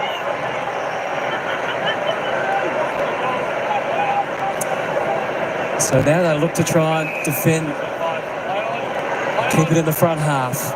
Neil Bullen still for. Made the contest. Day, Barris, Morrison. Isn't quite sure when to release the kick. Gunston in a wrestle. He's got a free. It was just enough. Wow. It looked like both of them were trying to assert their superiority in the man-on-man battle, but you can see the arms around the waist. Fair enough. That's why he's going to pay it. That's a free kick. He lost his feet, Keane, and he was holding on. They gave up the first 7 inside 50s of this quarter, Hawthorn. This is just their second for the quarter. He was the man that got them going, Jack Gunston. And right now, this is a necessity. And the job is done. They can kick a goal at that end of the ground. They needed to. And Jack Gunston's third takes them back within 5 points. It's not done yet. It should be a surprise to no one. Anyone who's been watching this game tonight. Well, can they win enough ball and have their share of territory to kick the winning score? That's the challenge for the Hawks. They haven't been overly successful in high-scoring games, Hawthorn. When the opposition scores more than 76 points, they generally win. So the Pros are over that number. Can they buck the trend? And it's so important that they win some possession once they do go inside their 450, Hawthorn, because what is happening is they are scoring at will, Adelaide, from their back half all of a sudden. So not only do they need to maintain possession forward of the ball, they need to do it to save their back half as well. All right, back to 5. And it's Joel and Thilthorpe. So the backup rucks, Davey Berry. Ball is out as the call. Warple. Stinger being named the sub. It's a very bad game for the commentators who like to call it during a game. He could have called this 3 times. Yep. Thilthorpe. Play on. He tried. And he tries again with more success, much more success. It bypasses just about everyone, not Sicily. Had to find a way to release it. Impey was perfect for that. Taking it wide, Ward up along the wing. It's a high ball, but it's a one-on-one. Murray, Lewis didn't really go for the mark, but he does go for the tackle. Adelaide have pushed Rankin deep into the forward 50s. Down there with Josh Battle, sort of ball bounce over his head there, but just put him in the middle at the start of the quarter, and then they're pushing him deep. Well, he's the hot hand route right now. He lit him up early in the piece, so just try and make him vulnerable wherever he goes. Crowd of over 50,000. Nash gets it forward. Watson escaped from Jones. Gunston made it a little easier. Watson lost his footing at the vital stage, so Gunston goes back to work, but he misses the lot. Back to the 9. Chiefy was able to centre that ball. They had a couple of numbers in the middle. Gunston, he didn't have a lot of time, just threw it on the left boot. If he should have squared it up, there were numbers there. Outward bound is Murray. To relative safety, but maybe not for long. Amon goes for the bounce handball. Hinch takes it out. Cool. 11 minutes, 21 remaining. 5 points the difference. Crowd of just over 50,000. Depending on where you've been sitting tonight, you've been treated to some great goals in action. And they're at it again. Chol got it cleanly away to Nash. Puts it up to full forward. The wrestle again. Gunston. This time it's a free which way? Gunston again? Yep, for sure. No, it's going up. Oh, really? Gunston free. Well, they slightly played on and kicked it into the post. So the second hole, you have his arm. So clear out, please. Clear out, please. Clear out, please. Plenty of argument going on. It has got the arm, yeah, that's a really good decision. But then have a look here. Mitch Lewis takes the advantage and kicks it into the post. That should be play on a behind. And now there's a 50-metre penalty. You are 100% right, Jason. That's a point right there. Took the advantage, should be punished for doing so. They're going to be back in front. They are going to be back in front, and Gunston is going to kick his 4th goal, can you believe? And he has kicked it into the 3rd tier, just for emphasis, just to tell everyone here. Well, we've had a little bit of everything. There's been a bit of everything. So the last goal kicked at the other end by Adelaide was Rankin. There was controversy everywhere. The free kick was given and paid. You can argue the merits. There's no question that Mitch Lewis took the advantage here. So free kick, whistle, and this here. That's taken the advantage. Bad decision from Mitch Lewis. What Jack Gunston has been able to do, he's had a couple of unique one-on-one, body-on-body against Mark King victories the last couple of times it's come down. 100%. He lit the joint up early, Jack Gunston, and now he's finishing him off. He's kicked the last 2, and Hawthorn are back in front. And he has 49 goals for the year. Quite amazing. Mark Keane, the Irishman, trying to explain the rules to the umpire. No, you can't point at the scoreboard. We know that. Dawson and Day back in the middle. Still Thilthorpe rucking. Nash to Day, like a steam train. Saligo to Rankin. He fell over. Otherwise, you never know what might have happened. The tackle from Fogarty. Screw short.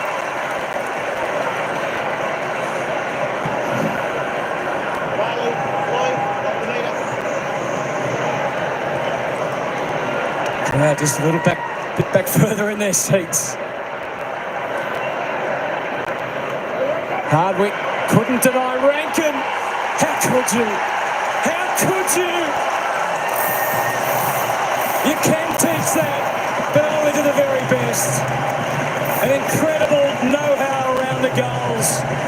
And Adelaide are back in front. How did he do that? Blake Hardwick had position on him. Yeah. So this is just genius. And this is the bloke we called it early in this last quarter. He's the one. So every time he goes near and touches the footy, you're in safe hands calling it. But he's had a quiet night up until this last quarter. But just watch the strength of him. As you say, Blake Hardwick, strong, side by side, doesn't break stride. And then don't underestimate the kick itself, Jace.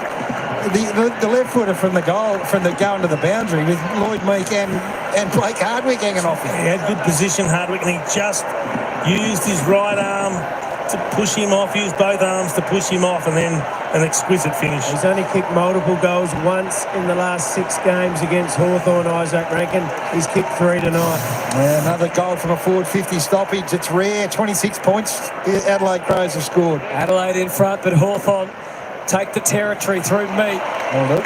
Whacked away by Worrell.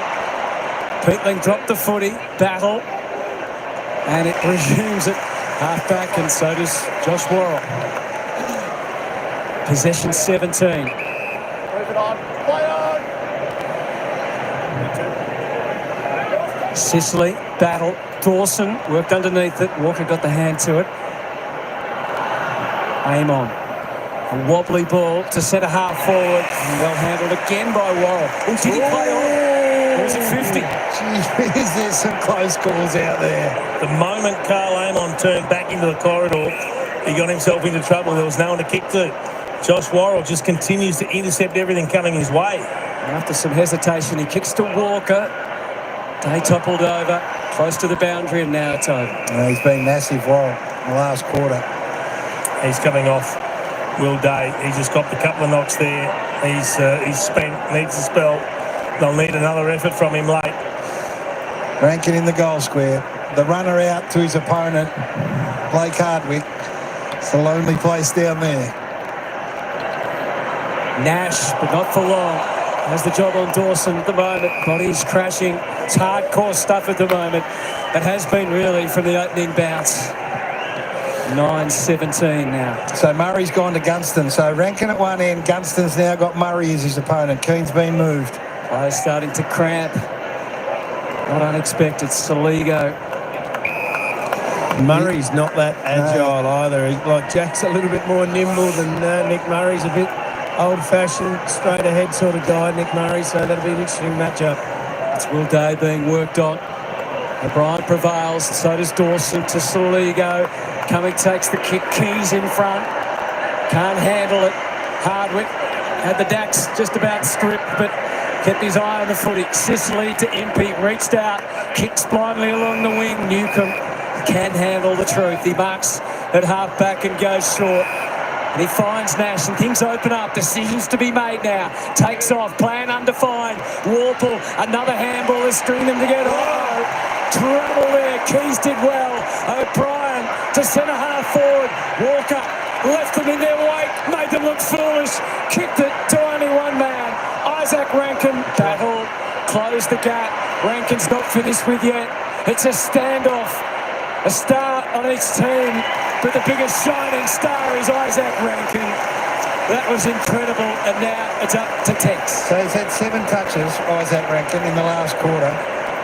5 of them result in scores. He's kicked 2 himself, and he's had about 3 different opponents. So Hardwick said, I'm out of here, and left it to Josh Battle, who's been pretty good all night. And he did everything right there, Battle. It needed some players to come back and help. Isaac Rankin urging on the crowd. They'll need no encouragement. If the veteran Taylor Walker, it is a big kick in every sense of the word. He's given the moment and he gives us that. 297 games later, Taylor Walker takes the Crows to an 11-point lead. Well, sometimes you just got to dip your lid, and Isaac Rankin is the one. In fact, Walker's role in this was good as well. Sicily's, he's played like that all night, Sicily, but this intercept from Riley O'Brien's outstanding. Watch Walker think his way through here. He waits, he buys time, and then he goes to Rankin. And then it's the one-on-one that we've been waiting for, but this is heads up. Well, they had an opportunity to use the ball again. That's a couple of times they've shot themselves in the foot, not taking ground, not going inside 50, trying to overuse the football, and they've been punished by a team that's got some match winners. And this man here, Isaac Rankin, worth his weight in gold. He can turn the game in the space of 10 minutes. No, he's back in the goal square. Good coaching, Matthew Nix. Just isolate him and let him embarrass whoever goes near him. Back in the middle. There still could be some twists and turns.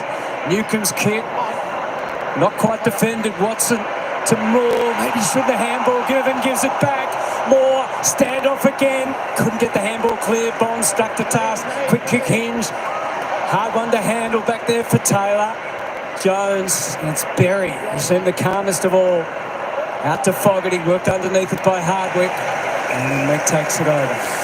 Oh, opportunity lost. Dylan Moore should have set sail for goal. Too unselfish giving the hand pass. There's going to be a twist in this tale. Well, the way this game's gone tonight, there's about 5 different storylines still to be played out here. And any one of them will be just fine. This time of the season, Newcomb, brute strength. And calm too as he kicks. Oh, Worrell's gone back again. Clatter of bodies. Moore was standing, not for long. Jones hunted down by Watson. It's a live ball. It might not be for long. Picked out of there by Gunston. Mitch Lewis. Anything goes. D'Ambrosio! Well, that's where you've got to set yourself. Ball's in dispute in the pocket. Someone's going to go and stand in the corridor for that quick centred kick. And he read that really well, D'Ambrosio. Can he finish with the kick now? It was a magnificent kick. It was a magnificent square up. And that's where the kick should have gone too. And he, as the offside winger, is where it should be. Now he's got to convert. He's a magnificent kick. Surprised everyone last year. This year, things a little more difficult, but he's had a night, 20 disposals. He's kicked a goal already. It might look easy, but it's not. That's a horrible miss. Well, that was going to be the twist that we said's coming. Yep. There still will be. Too soon, Garrett, too soon. Too soon. There's 6 minutes to go. There's a hell of a lot of time. Composure is the key here. You must be composed with the ball in hand. And you've got to keep attacking too. Adelaide 10 points up. They've been in this position a few times and sort of played within themselves. They've got to keep attacking Adelaide. Fogarty sends it up to half forward. Well played by Sicily, but Keys. The sharp forward handball. Taylor to Taylor.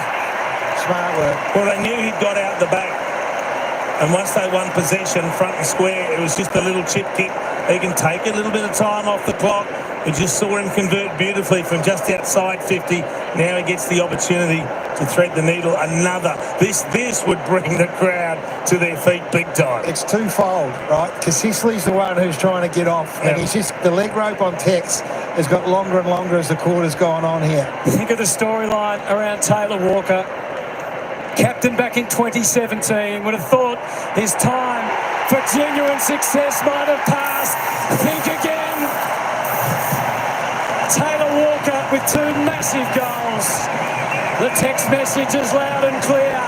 It's the Crows by 16. Have they finished off the Hawks this time?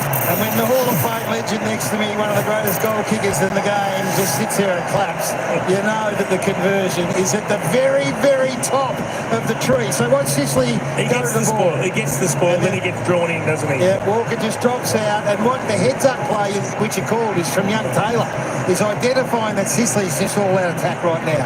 He's not going to try and recover his position on Tex, and Tex just goes over and says,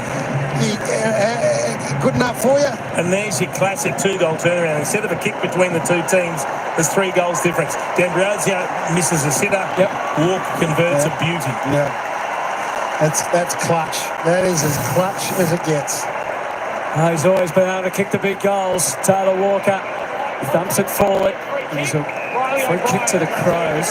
31 points from the back half for the Adelaide Crows. He doesn't know it's his kick, O'Brien. He's running off. He's not going to take the kick, Jace. Off to Dawson. Great kick. To Fogarty. Oh, he's dropped it. No one was expecting that. Plays it into the pocket. Not Walker again. Battle with help from Impey. Hawks have got to find a way out of there. They've got to get past Dawson. No whistle either way. Curtin, Rankin, they did well to Warble, but no one to kick to, no one to handball to. No answers, the Hawks. They got a free. They get some assistance. We're going to keep asking the question. Sicily's gone forward for the Hawks. Morrison at a disadvantage there. Big right, O'Brien again. Been good. Yep, to Neil Bullen, to Perry. They're marching forward, Adelaide. And patrolling across half forward is Taylor Walker again. Tay bangs it up towards full forward. Keys can't take the mark. They run into each other. Interesting choice. He had Rankin on a lead into the pocket. They could have burned another 30 seconds. Sicily forward. Worrells picked him up. All out attack for the Hawks here. Switch from Ginnivan. It was a good choice. But D'Ambrosio, he had the kick. He didn't take it. Now he does off the right boot, which opens up the spoiler. Worrell with the fist down to Moore. He knew it was coming. And it was coming from Curtin. It was coming from the Crows everywhere. I'll bemoan the fact that they didn't go quickly. D'Ambrosio had Newcomb running through the middle of the ground on his own. Hesitated.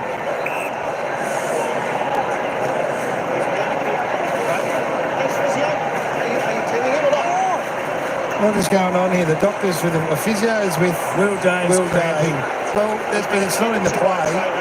You can't stop the game for cramp. No, that's not on. Unless it's more than cramp. No, he's cramping.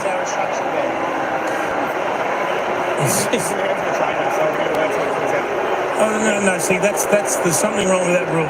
Just because he's in the hands of a trainer doesn't mean they stop the game. That is open to manipulation. Big time. All day long. Yeah. And not Will Day's fault, it's the umpire. Should have identified, you've got to cramp, get out of the road and get on with it. Now they do. Curtin wobbles one forward. Thilthorpe. Taylor. Done some good things, Taylor. He turned it around. All battle, fumble. Walker was ready. Hard work. They are on the back foot. How long can they defend and can they turn it into attack? Eamon, he's got 50 now. Missed the twist. Well, they just have to score from this 4-0 forward. He's got to find a target inside 50. Gunston leads. He hesitates. Oh, no. His kick is lost. D'Ambrosio wrong-sided again. So brings it back. Scrimshaw, that'll work. Well, that's what Jack Gunston's going to do on Murray. He's going to hit up on him every time. They just got to get it to him. He put 10 metres on Nick Murray without even trying. So the old stages at one end, Taylor Walker. At the other, Jack Gunston. But he has missed by a mile, unfortunately. Well, it was the roll of the dice. He didn't want to burn the 30 seconds. He had to go forward. And then you say, well, you got to kick the goal.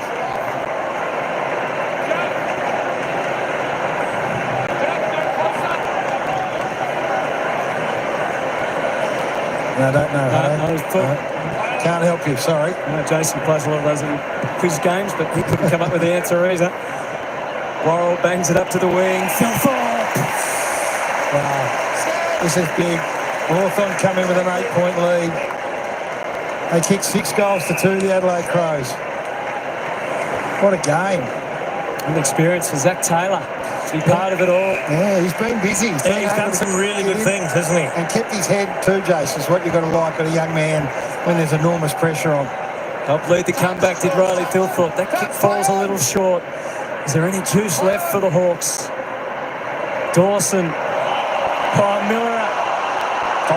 Maybe took one step too many and tried to turn one too many tricks. Gee, they're set up for the switch. Take a couple of good disposals. Wardner lined up Amon to Harford. Wide for Ginnivan. You know the reaction you're going to get. Sicily's gone forward. Can he get access in the air? Sicily? No. Yeah, so Gunston's got another opponent because they realise that Nick Murray can't go with him. So Worrell said, I'll take responsibility. Worrell's been enormous. Loved his game. I loved everyone's game. It's been the most fascinating game here. Looks like the Hawks struggle, might come up short. Fall short. Keane. Watson, is that high?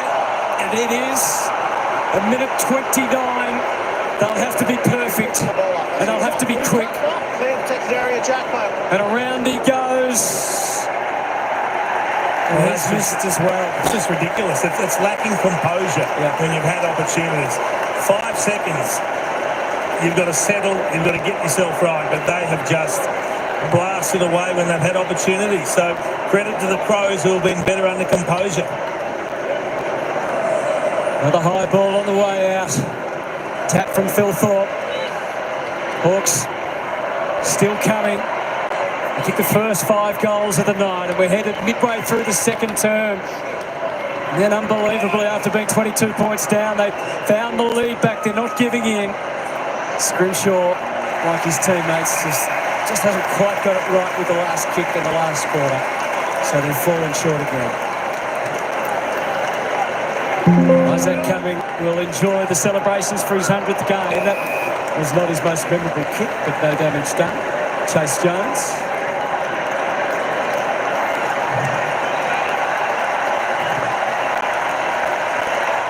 And the home crowd of 50,000 knows the end is not far away. Curtin down the line to Rankin. What an impact he's had in this game in such little time. They were in shock in the first quarter, the Adelaide fans, but they're on their feet now. Listen to the voice. Yeah. It's been a long time. There's been some false dawns along the way. Their last premiership was back in the 90s, back when Jason Dunstall was a superstar. They won 2 back then. They are set to challenge in season 2025. It has been an extraordinary night at the Adelaide Oval, full of drama, full of incidents and accidents. But the Adelaide Crows have done it. The Hawks have been mighty in their challenge, and they might see them in September. A Friday night to whet the appetite for what's ahead, and the Adelaide Crows will be a big part of it all.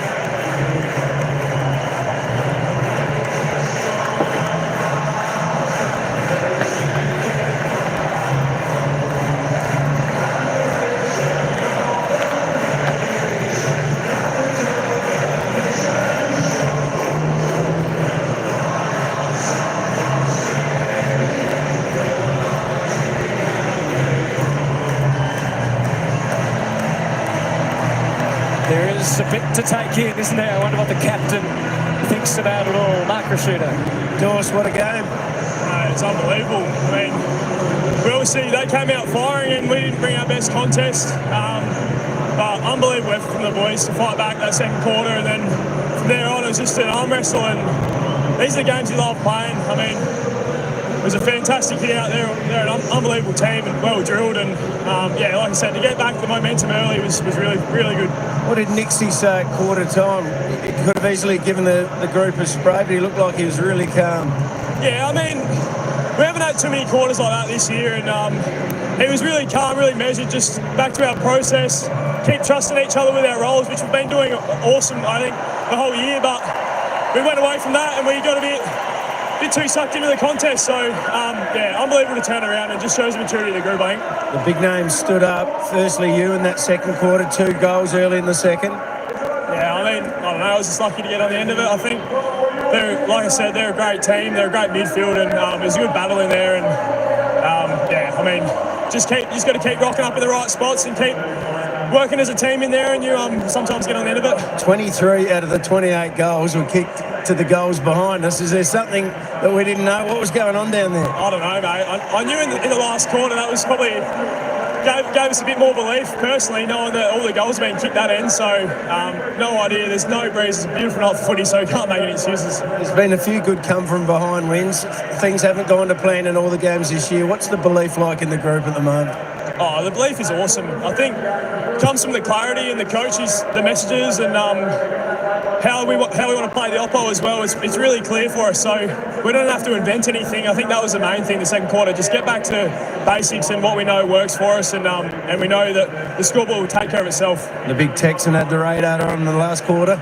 Yeah, he's I was trying to lead for that second set shot, but he gave me the shake, and he knew he was going to dob it. And I mean, to have the 3 big boys the way they finish, it just gives you so much belief knowing that if you get it in their hands, they're gonna finish it for us. Get over and have some fun with your teamates. Well done. Thanks very much, mate. So this is quarter time, as we've referred to through the night, Jason. Yeah, and look, people have spoken glowingly about Adam Kingsley delivering a spray that brought GWS back. There are different ways to do it. This is just the other end of the spectrum. A bit of calmness, saying, hey guys, hang on, we're not switched on. We haven't done the things that have made us a good team. Let's get back to doing what we know works. They did that in the second term. They got on top. And then it was the Hawks who were able to raise another effort come the third term. Then the Crows steadied. And we got a really good contest. And basically under pressure in that last term, it was the Crows that took the opportunities and the Hawks that couldn't.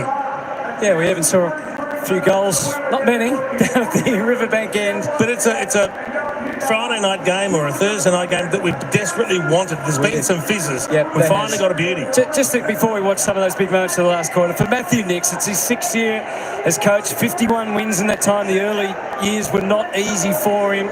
He's got a bad record against Hawthorn as the Hawks leave the Adelaide Oval.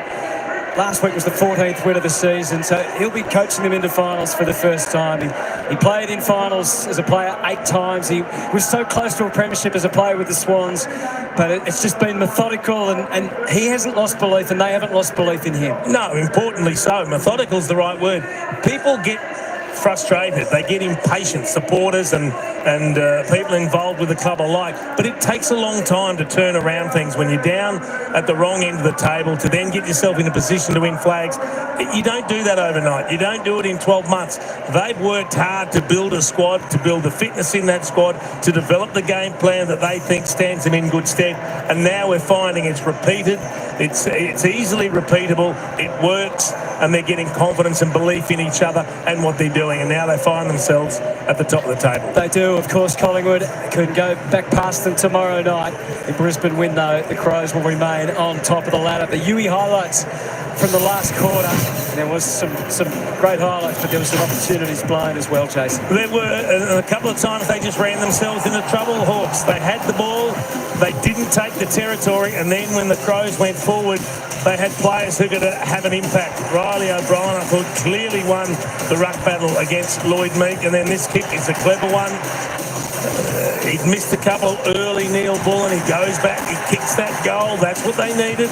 The Hawks had their nose in front. Again, an opportunity to take the ground, kick it inside 50. Nash decides to take on the man. The handball gets knocked down. They turn it over. This one, a clever kick. They've got numbers running forward. They just found a way to kick the goals when the heat was really in this game. They hit the goals, and at the other end, the Hawks were kicking points.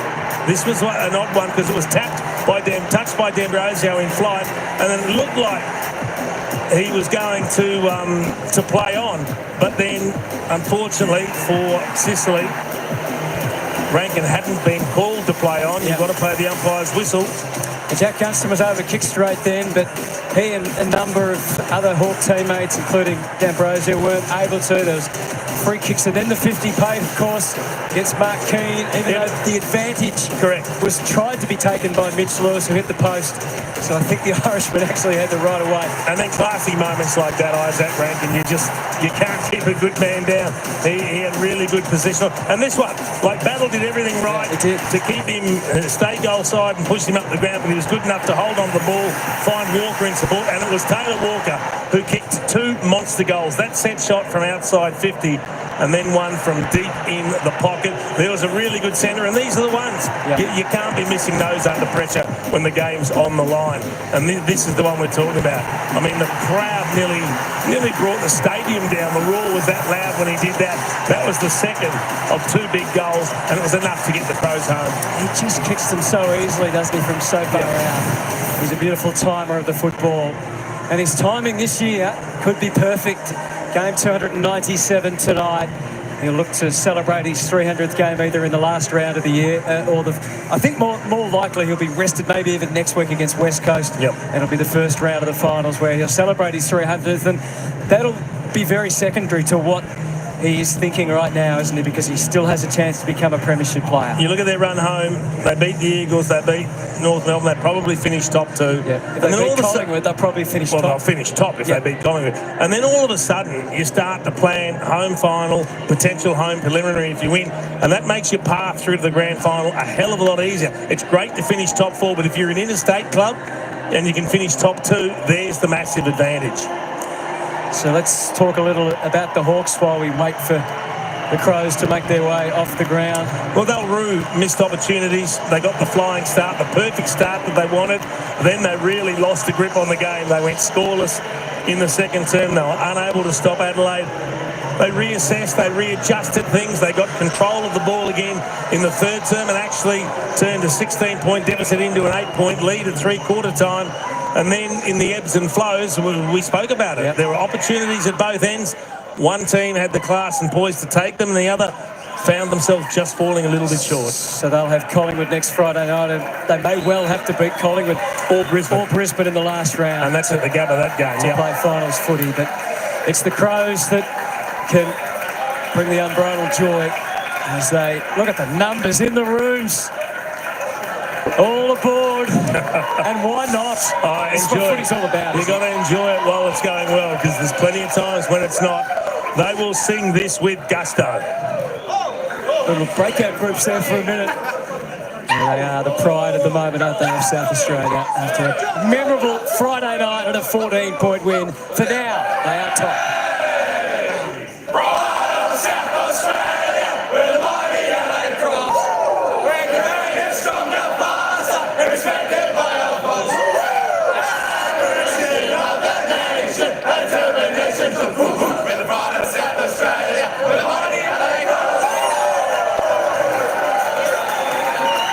So a great win in an unexpected way, Jason. So I suppose when they look back on tonight, as Dawson articulated to some degree, there was so much they did well, but there was a fair bit they didn't do well as well, which maybe at this time of the year is not a bad thing. I reckon if I had one wish this week, it would be to sit in on both reviews. Yeah. Both clubs reviewing the way this game ebbed and flowed, what went right and what went wrong, because it was a fascinating contest from that perspective. But this is a team, this is a club that appears to have, on field at least, very few weaknesses from what we're seeing. Strong in defence, strong in attack, and we know there's class in the midfield and depth that they can rotate through there to great effect. So there's a lot to like about what's going on with the Adelaide Football Club. Yeah, great scenes. They are, from all reports, a really close group, and I know when you're winning, probably everybody says that, but it feels like, and from what you understand, that's been building part of the rapport over the last 4 or 5 years, and they're so well set now for a real shot at it.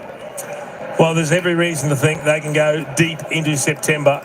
They're growing in confidence and belief, and that's important because from where they've come from, they haven't had this belief before. But they've committed to the path. They're seeing the fruits of the labour. It pays handsome dividends. They've got great confidence. When they look around, you look on each line, you think, gee, there are players here who can get us where we need to go. And one of those players is Isaac Rankin as the Hawks mull over their defeat. Think about what they have to come. They were able to contain him for so much of the night, weren't they? But he had an impact. But they're the players you love. They can have 2 or 3 touches in the space of a few minutes and it turns the game. He doesn't have to dominate for 4 quarters. He can do some magical things. A little bit of luck involved in that one, but he gets the 50-metre penalty. He kicks the goal. And this is when the game's on the line. Look at this.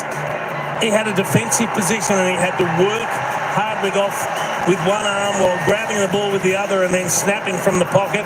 And even this one, Battle did well. He didn't want to overcommit Josh Battle. He was terrified that he was going to run around him, but he just finds a bit of time and then he waits for support. Little chip over to Walker. Walker kicks the goal. Goal assist to Rankin. So whether he's kicking them or setting them up, he has a massive impact. He really couldn't have done much more, could he there, Josh Battle, but Rankin still found a way to get the ball to Taylor Walker, as we said, and he did the rest. Tex was amazing. We saw Jack Gunston at the start of the game and at the end able to kick 2 goals. And Tex, who along the way, they've been questioned about their tall forwards, haven't they? And they both played their part. Fogarty kicked an important goal in the opening quarter. Phil Thorpe banged on the 3 in the third. And then this one was put together, as we said, with Taylor Walker. Yeah, 4 touches from Tex and a couple of goals when the game's on the line. There aren't many that kick comfortably from outside 50. And he just times the ball so beautifully. He doesn't have to overkick. And then this one, he's involved in that first contest, and then he just pushes forward. He knows if they win it, the boys have got great vision. He gets that chip kick. And again, That's not where you see a lot of goals kicked from here at the Adelaide Oval. And he does it from just inside the 50-metre arc. They're massive kicks. They're impactful kicks. And they've got those sort of players that can handle the big moments. All right, let's head down here somewhere. I think I can see Gary Lyon in there amongst it. Down there, of course, with Mark Cresciuto and Nathan Buckley. Gaz? Yeah, and with one of the men of the moment, there's nothing like a winning room, Hutto, and this is a winning room of the highest order. The Adelaide Crows are flying. The big Texans wanted here and said, put me on, I need some airtime. Don't be silly. How are you, mate? Well done. It's a great result. Yeah, it was. Obviously, the first quarter, I think all of the boys got stuck in their cars and didn't get out, but just to be able to find a way in the last 3 quarters and bring it back into a contest, we knew that if we could keep the game like that, it would give us the best opportunity to beat them. And they're such a classy side. They've got balls on the inside. And I thought in the first quarter they just got outside. They won the ball inside and got outside, so we couldn't slow them down. So it was very pleasing to be able to bounce back like that in the last 3 quarters. We saw it at quarter time, Nixie, with you guys, and it was a little bit about, let's not lose our heads here. There's still a lot of the game to go. Was that the message? And what was the main focus coming out? Yeah, we've just stuck to our process for the whole year, and it keeps working for us. So he didn't panic. He was nice and calm and clear with what he wanted us to do, and we just had to, as I said, get it back into the contest, and we love it. That some of our boys just love the contest. So that's our one wood, and if we can continue to do that, it's just going to put us in a great position. What about 3-quarter time again? Us as commentators, so we didn't know what was going to happen in the last quarter because it was up and down and everyone had their run. There was heaps of intercept marks in the 3rd quarter from Hawthorn. What did Nixie say at 3-quarter time? It's just one of those. It was one of those games that everyone just had to take their moments, and we were able to probably take a few more than they did in the last quarter, and we end up winning by 14 points, which is very pleasing. You had an excellent last 10. I think before you kicked your goals, you had 2 or 3 contests with Sicily where he'd been taking intercept marks, and you just made sure to take his run away, bring the ball to ground. You must be pretty happy with that effort, and then to be able to, feel your boots on the other night. He was very good tonight. He's such a great intercept marker. He knows where the ball's going. He sits in line of play, and he protects the drop zone, I reckon, the best in the AFL. So I just had to try and take that away from him, and I was able to do that in a couple of contests, and Keezy and Zachy Taylor are the recipients of that. So that's probably an example of what I mean by trying to get it in the contest, and we're able to do that in the last quarter. Talk us through how you're feeling. It's great to be down here and sensing all this. And now to have you here as a captain of the last team that played in the Premiership in a grand final, didn't quite go the way. Your career then looked like it was coming to an end, and you've reinvented yourself, which is absolute credit to you. Now you're sitting in amongst a group of players who are legitimately a chance. You've got 300 games around the corner. You might have a spell, you might not. How good's footy? That's why all 4 of us grew up playing it. It's the best game in the world, and I've just got so much passion for this game. I love it. I love kicking. I love marking. I just love all that small stuff. I love smelling deep heat, Gaz. But this is what it's about, right? It is. We miss this. We come down here and we all start to get itchy feet again, and I can see it in your body language and in your eyes. You've got this love again. I've just got this sense of gratitude because I just don't know when it's going to end, and I suppose all good things do come to an end at some stage. So I've just got to keep enjoying every little bit of the journey that I've got left, and whether it's the end of this year, whether I don't know when it is, but I'm just going to keep enjoying it, and the boys are making it pretty easy for me, being the oldest at the club. Who are the couple of young blokes that you're getting satisfaction out of helping along? All of them. All of them, but is there a couple that you might put a little bit ahead? How long we got? Yeah. Is that how it feels? Bucks, it does. Like, if you go down in the back line, have a look what Mark Keane's been able to do for our footy club. Josh Worrell, Nick Murray comes in. Have a look what Wayne Miller is doing. Hingy. You go into our midfield, and Riley O'Brien's probably had his best year since he's been F year, and it just gives our midfielders a great look at it. Dan Curtin, then I'm playing 4th or 5th string ahead of the ball. The boys have been on fire. You've been here before through the 2017 run. How do you? Obviously, you're soaking this up, and you need to. Yeah. But how do you do that whilst making sure that you maximise your opportunities? I think Nixie and the coaches have been unbelievable at, bring us back a peg, but pumping us up when we need to. And I think that's the art of coaching. When we're playing some good footy, it's like, no, just calm down, boys. Respect the opposition, and just keep enjoying the process, because we just understand it's going to keep helping us win. And even tonight at quarter time when we're down by 4 or 5 goals, we just there was no panic whatsoever, and we're just such a mature young group, and who knows? Just who knows what we can do. Tex, are you going to have a rest before the finals, or what? Are you going to just take it one week at a time? I don't know, Roo. I'll have a good. It's good, yeah. I'll have a good chat with Burjo Nixie during the week, and we'll see. We haven't made any decisions, if I'm being brutally honest. And they managed landing tonight, didn't they? Yeah. He might not get back in, Roo. Where are we going to put him, Gaz? Mate, we're going to let you go. This is a great chat. I love seeing it. I see it in your eyes and see how much footy means to you. Sometimes we get jaded. You know, we're going on the season. I whinge about the season too. But to see you go about it the way you're going about it, there's going to be a hell of a lot of impartials are going to be in your corner over the next 4, 5, 6 weeks. So thanks for joining us. It's great watching you. Hopefully I don't have to bump into you bullfeds at the September Club after. Yeah, maybe after. Good on you, boys. Tex, well done. Now, that is footy, boys, isn't it? Yeah. Hey, good man. That's what it's all about. It is 4 years ago, I don't know, wherever you'd be able to tell us, I wrote in the paper you could have got him for a ham sandwich. You couldn't give him away.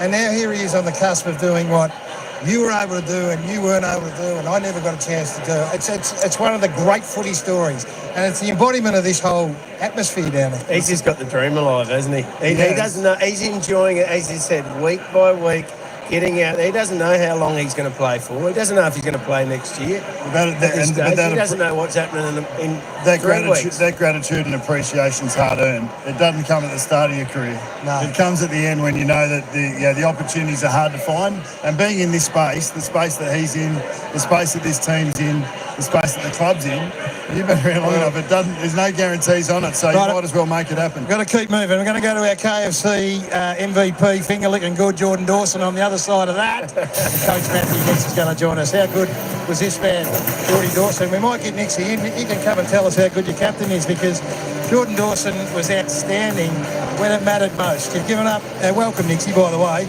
you've given up the first 5 goals of the game. Your leadership at quarter time to us from the box seemed to be, hey, just calm the farm. And your captain went out there and said, I'll go, just leave it to me. And then he took it up and away you went. How important is he? Welcome. Well done. He was fantastic. To start that second, and yeah, we came together as a group and just took a deep breath. Took us back to what we probably spoke about, what we weren't doing and what we do at our best. And then to just stand around and feel his vibe, there was a determination in him. So I stuck by him for a little while and see if I could soak it in. It wasn't anything to do with me. It was his ability then to take the group rather than the coach coming in at the end. He had the chat and took him out to the second quarter. It was just to let the boys go. It was a punch in the nose. Like, he's sitting there on the back of a 98-point victory. We spoke to you pre-game. You maybe your best performances, and then you're 5 goals down and all of a sudden take us into the box. Give us an insight on what's going on there. Complete calmness. Tell us the truth. We knew the issue, but you can't call timeouts in our game. Yeah. And so we were sort of hanging in till quarter time, and we were playing against a very, very good side who, if you give them momentum and energy, they're as good as any. And so we were just screaming out for that quarter time break, more so just to come together and eyeball each other and just take a deep breath, as I said. You were saying it's got nothing to do with you, but the fact is that you built these relationships, you built the trust, you built the capacity of the players to go and trust their roles and to understand their roles. So the calmness that you bring in is reflected by your players, because there's a belief that's been demonstrated over a long period of time and most recently. So how good is that to be able to walk into the quarter time huddle and just know? You know, and you know of them, and they know of you, that you've got the goods. It's just a matter of going out and doing it. I couldn't have said it better, and it is where we're at. It's actually, as I mentioned to a few people before, it's getting the right people to the footy club. That's one of our strengths at this club, and I reckon we've asked for time back from 2020 when we won the wooden spoon, and it was challenging for everyone. We said, just give us some time because we want to get this right. And then we get the right people around, really high-end characters like Jordan Dawson. He's only one, and we've been talking about him, but bring in Murray Davis, have Michael Godden, who's a superstar South Australian footy, in amongst our group, bring in the players we have like Peatling and Cumming and these guys. Neil Bullen, I don't know if I've worked with anyone like Alex. So you can just look at a minute break and just know, okay, we're going to turn this around. It's never guaranteed, but we did it tonight, which is great. Even someone like Hugh Bond tonight to come in, he's been chomping at the bit for a game all year. He comes in on probably the biggest game for the year and plays really well. He did, yeah, and he had a massive job for us. I think he had 7 handballs and 1 kick early in that first quarter. He was in the game and just trying to find the speed of the game. You know, it was, for us, it was a great test. It was a finals game. You know, the Hawks brought that. They brought that intensity. So a really good lesson. Even chatting to a couple of the guys post-game saying, wow, that was fast. And as you mentioned, we got a smack in the mouth and no better way to fight back and get the job done. You said last week for the supporters and the members out there to enjoy it and soak it up. I think they are. It sounds like they are out there, doesn't it, Bucks? And Gary coming over, it was a big crowd and it was a louder crowd tonight afterwards. It was awesome, wasn't it? 50,000. You know, we've had it all year. They've turned up for every game all year, even right from the start, but tonight was Friday night. As good as it gets. Maybe without them here, starting that second, maybe it's harder for us to get up. There's no doubt they impacted. We're going to have a look at Riley Thilthorpe's just game in a moment. Then we're going to get Isaac Rankin in and have a chat with him. Identifying what you've got, understanding what he's capable of, getting inside his head. Like he was a little quieter early in the piece, working hard, but then do you sense that he's about to rip a game to shreds, or do you go, no, go down there and rip a game to shreds? We constantly juggle where we believe he needs to be in the game. Obviously, you want Isaac Rankin around the footy as much as possible because of what he can do. But then you don't want to take him too far from the goals because of what he did at the end there with that forward 50 stoppage. We spent most of our chat post-game talking about him disconnecting when we were trying to win the game towards the end, and then he reminded me about the forward 50 stoppage, and I said, no, you're right. You know it better than me, and he's fantastic. He's a great guy to work with. He's coachable, but he does stuff that we don't coach. No. We just get out of the way. Nice to have. You got a few weapons there, mate, but you used them perfectly. I thought the coaching was fantastic tonight. Well, you're the man that Nixie'd most like to hear that from, to be perfectly honest. I think we've been saying it all through the call. To do what you did at quarter time and get them through was a great effort. Well done. One thing, the numbers of the contested ball in the second quarter were through the roof, plus 22.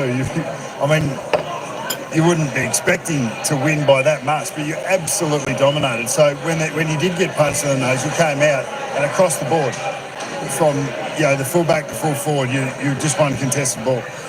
Yeah, and that was the focus. But like you mentioned, 22, you don't get that. No. We needed to. We had to do it because the first quarter was almost flipped. So it was a bit of method and our guys just trusting each other. I think in the first quarter we were a little bit in between. One didn't trust the other.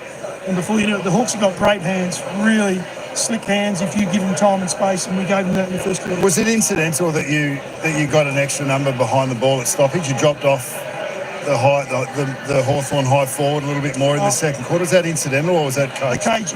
Occasionally, depending on how heavy it is, but without going into too much. The problem with us coming down here is we can talk to you all night. I know you've got other stuff to do. It is a great atmosphere. It's an enjoyable, exciting time, and you're going to play finals footy. So I know you've been holding back, but you're going to play finals footy. So good luck and look forward to it. I appreciate it, guys. Well done. Well done, Nixie. Great stuff. Matthew Nix joining us there, the coach of this Adelaide side, and if the environment is reflective of the man at the top, then they're in pretty good hands. He's calm. He's really calm, and obviously you know him better than us. What are his strengths and characteristics? Behind closed doors. He's built relationships, and he values culture over everything. So he's done a great job. You can see by the way they play, whether it was last week or this week, how hungry they are to perform, and they don't rely on the stars. The stars there now, but it's a full team effort, and there's a lot of love in that group. There is, and it's been hard fought and hard won, and it's good to see. Let's have a look at some of the defensive efforts. This gives you a good indication of a footy club and where they're at, I reckon. We can celebrate all the good, positive, offensive stuff and the goals. But there's the Jim Beam teammate moments. They're all over the place. Yeah, look, Worrell going back with the flight was brilliant continually. I thought that some of Jordan Dawson's contested work, as much as what we saw of him from his goals in that second quarter, but Mark Keane was exceptional, intercept marking early, gave a few free kicks away late, but never gave up, never gave in. So it was just across the board. Whenever you were called upon, But we've got to say this on the Hawthorn side as well. That there was a never-give-in attitude over there, which is why it was an exceptional game. It was awesome. The intercept marks, the clashes in the air from both sides. There was some really hinge and loss, physical outcomes that they didn't know what was going to happen. So it was a great performance by both We'll get to sides. the Hawks in a minute. Riley Thilthorpe was enormous again. The capacity to go into the ruck is a weapon. Like when they were struggling a bit, he went and took Lloyd Meek forward, kicked a really important goal and started to gather the momentum. Kicked 4 again on the night. He's got a huge tank. He kicked 3 in that second quarter when Adelaide needed to respond. So Dawson and him in that second quarter are absolutely huge. And yeah, he's got a big tank, Riley. So getting up and around the midfield is a great weapon that the Adelaide side have got, and he's having a real breakout year, Riley. It's sort of, when you look through this list, there's so many talented players. We're going to be joined by one in a moment that you just, when they haven't been playing finals for a long time, you just crave watching them in September when it matters most. And this is, you know, the joy now for these blokes is, and I'm not getting ahead of ourselves, we're going to play finals, is they get to strut their stuff on the big stage. And then Riley Thilthorpe, super talented bloke, we think he, Sam Darcy, but when he goes and does it in finals footy, the reputation goes again. Well, we get a taste of it on a night like tonight, because that was the pressure was pretty much on or above 200 the entire evening. So there was no time or space when you won the ball. That's if you were able to win the ball, because you needed to be better than a pretty good opponent to do so. And then you see Thilthorpe stand up in the aerial. You see Rankin win ground balls and kick goals when they weren't there to be won. And to be honest, as we said, Gunston was excellent on the other side. There was no easy balls to be had. So we've already seen it in a finals-like atmosphere. Yeah. All we have to do is fast forward to September, and we're going to find ourselves in the same moments with the same guys, and can they do it when? Yeah, it mattered now, but it's going to matter even more in 4 weeks' time. September's going to be like that. It's going to be tight. The competition's so tight. There's 9 teams that could make it. Tonight, I think, is a reflection of what this September's going to be like. Well, Roo, it's a very good point. As Isaac Rankin's going to join us shortly, we can reflect on Hawthorn for a moment, who deserve to be reflected on, because their opening quarter was just devastating. They kicked the first 5 goals to get out to 31 points and took away the strength of Adelaide here at Adelaide Oval. They just denied them. They gave them back what they had been giving Port Adelaide only 6 days earlier.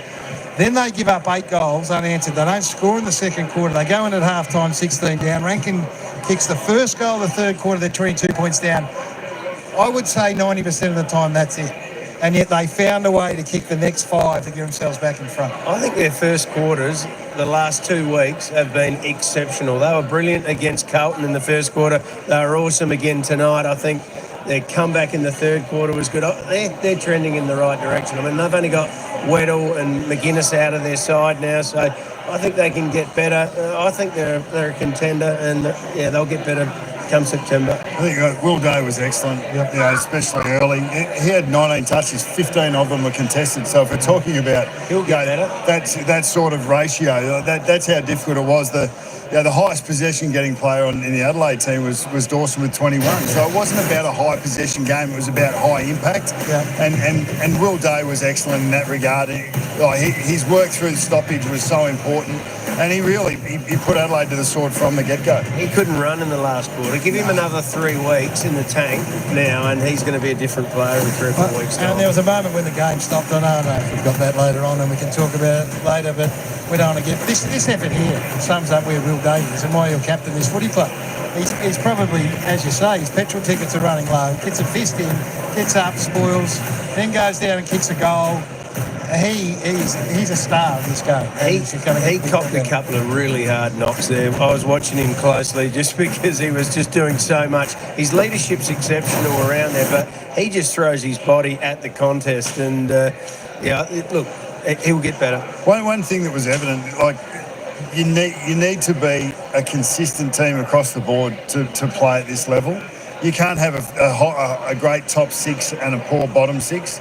Like both of these teams, right across the board to the depth of their 23, all had players that contributed and performed, which is why you get a standard of game as high as that tonight. And the really good thing from a Hawthorn point of view is that their captain's back in form. So I was talking about Jordan Dawson and the influence that he has on this Adelaide side. James Siciley's impact on the Hawthorn Football Club, both as a leader and also as a footballer, is profound. Now, he took I don't know what he ended up with. 7 or 8. He had 7 or 8 intercept marks at one stage, and he was dictating through this Adelaide forward line. They were trying to get to him to try and minimise his impact, which disrupts a few things as it unfolds. So that's how he plays. He plays 5 metres off. This was very early in the game. He just left Taylor Walker and went back and took the mark. He was going to provide plenty of support. I thought his footy smarts were back. I thought his touch was back. And that's going to hold him in good stead going forward. He's had a big 3 weeks. When their midfield put the pressure on and he can zone off and take those intercept marks is really as good as you get, isn't it? That third quarter, the first quarter, when Hawthorn were really good around the ball, he flowed from there. The stat that just popped up there, he had 7 inside 50s. And 2 or 3 of those intercept marks were from dump kicks, from pressure in Hawthorn's forward 50. So, and that's probably out of review. That's probably something, Worrell a couple of times you call in the call, Gaz. When you're under that fierce heat in D50, either your forwards are going to, your backs are going to predict it. Yeah, your forwards are going to roll up to give you that contest for that quick kick out, or you're going to find another handball and maybe find an uncontested mark to be able to buffer the pressure. But that's pretty hot. Oh, it's pretty hot out there. Real hot. Well, let's just hold everything because the man of the moment's wanted in. He said, you gave Tex a good run. You should be talking to me because I was the one that blew the game apart. Hi, Zach Rankin. Welcome and congratulations. Oh, it's nice to have you. Yeah, it was Tex and Ian kicked a couple. And the last one I was hoping he was going to kick it a bit. I'm glad he put it through. Well done. Your football ability and talent is well known to everyone. But then you've got to go and get it done when it matters most. And you did. Did you feel it? Are you feeling that course through your veins like we're seeing it? What is going through your mind? Yeah, obviously, if you start the game slow, you just sort of, have things to come back to. And that was my fight and energy. And I try to just keep chasing, keep tackling, getting a few scruffs to, up the energy. And then, when your moment pops out, you just got to take it. Do you do that on purpose? Like, to get, as you said, a few scruffs? Do you say, no, I've got to do something here to get the juices flowing? Yeah, everyone's got their own tactics, but I like to try and chase and tackle and stay in the contest rather than waiting for the contest to come to me. Is this everything that you thought it would be, like coming to Adelaide and settling and being able to build with this organisation? Has it been what you thought it would be? Yeah, definitely. Yeah, it's everything I hoped it would be. And the boys were building something before I got here, and I sort of just came in and slotted in. And I've been here for a few years now, and we've continued to build that. And tonight was close, and that first quarter they kicked 5 goals, but we didn't lose our way. We tried to get back to our process, and we came out that second quarter and knocked a few back and swung it back our way. So, before you answer the question, I'm just going to talk to our beautiful, magnificent producers. If we can get some Isaac Rankin highlights, I reckon he can commentate himself pretty well. So we'll get them cranked up so you can have a look at how it unfolded. Go on, Roop. Isaac, in the last quarter you went forward and you're on Josh Battle. Was that your call to go and isolate in the forward 50 or with Nixie Terry to go there?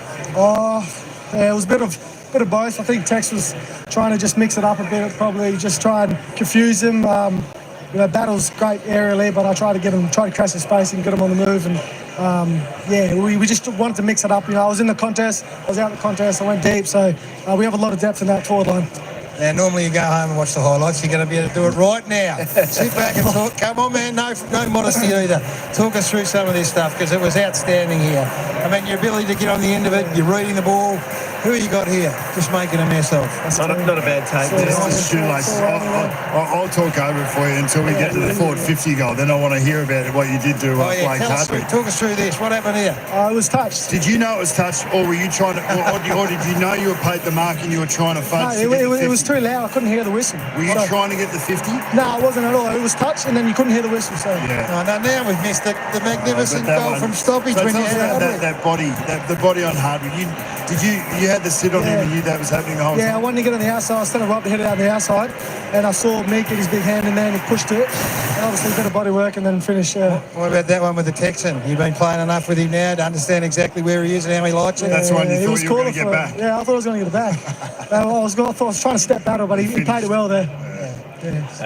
Amazing performance tonight, Isaac. Must be so exciting for you to head into a final series. I think you've officially qualified now with 15 wins. That's right.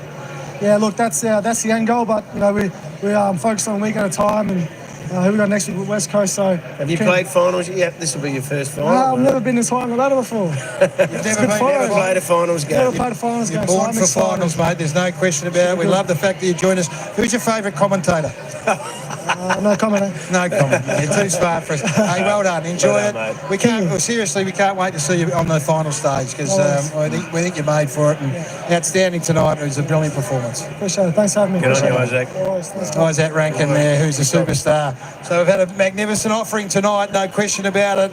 And it goes up again tomorrow night. We go to the MCG. Collingwood take on the Brisbane Lions. All right, folks, there we go. Game, set, match. Adelaide, way too classy tonight. I tell you what, it was a classy effort by both teams. 15-11-101, 13-9-87. It was the Crows by 14. G'day, Taddy. Welcome in. How you going, sir? How you going? Giant Dom White T. Thanks for coming in.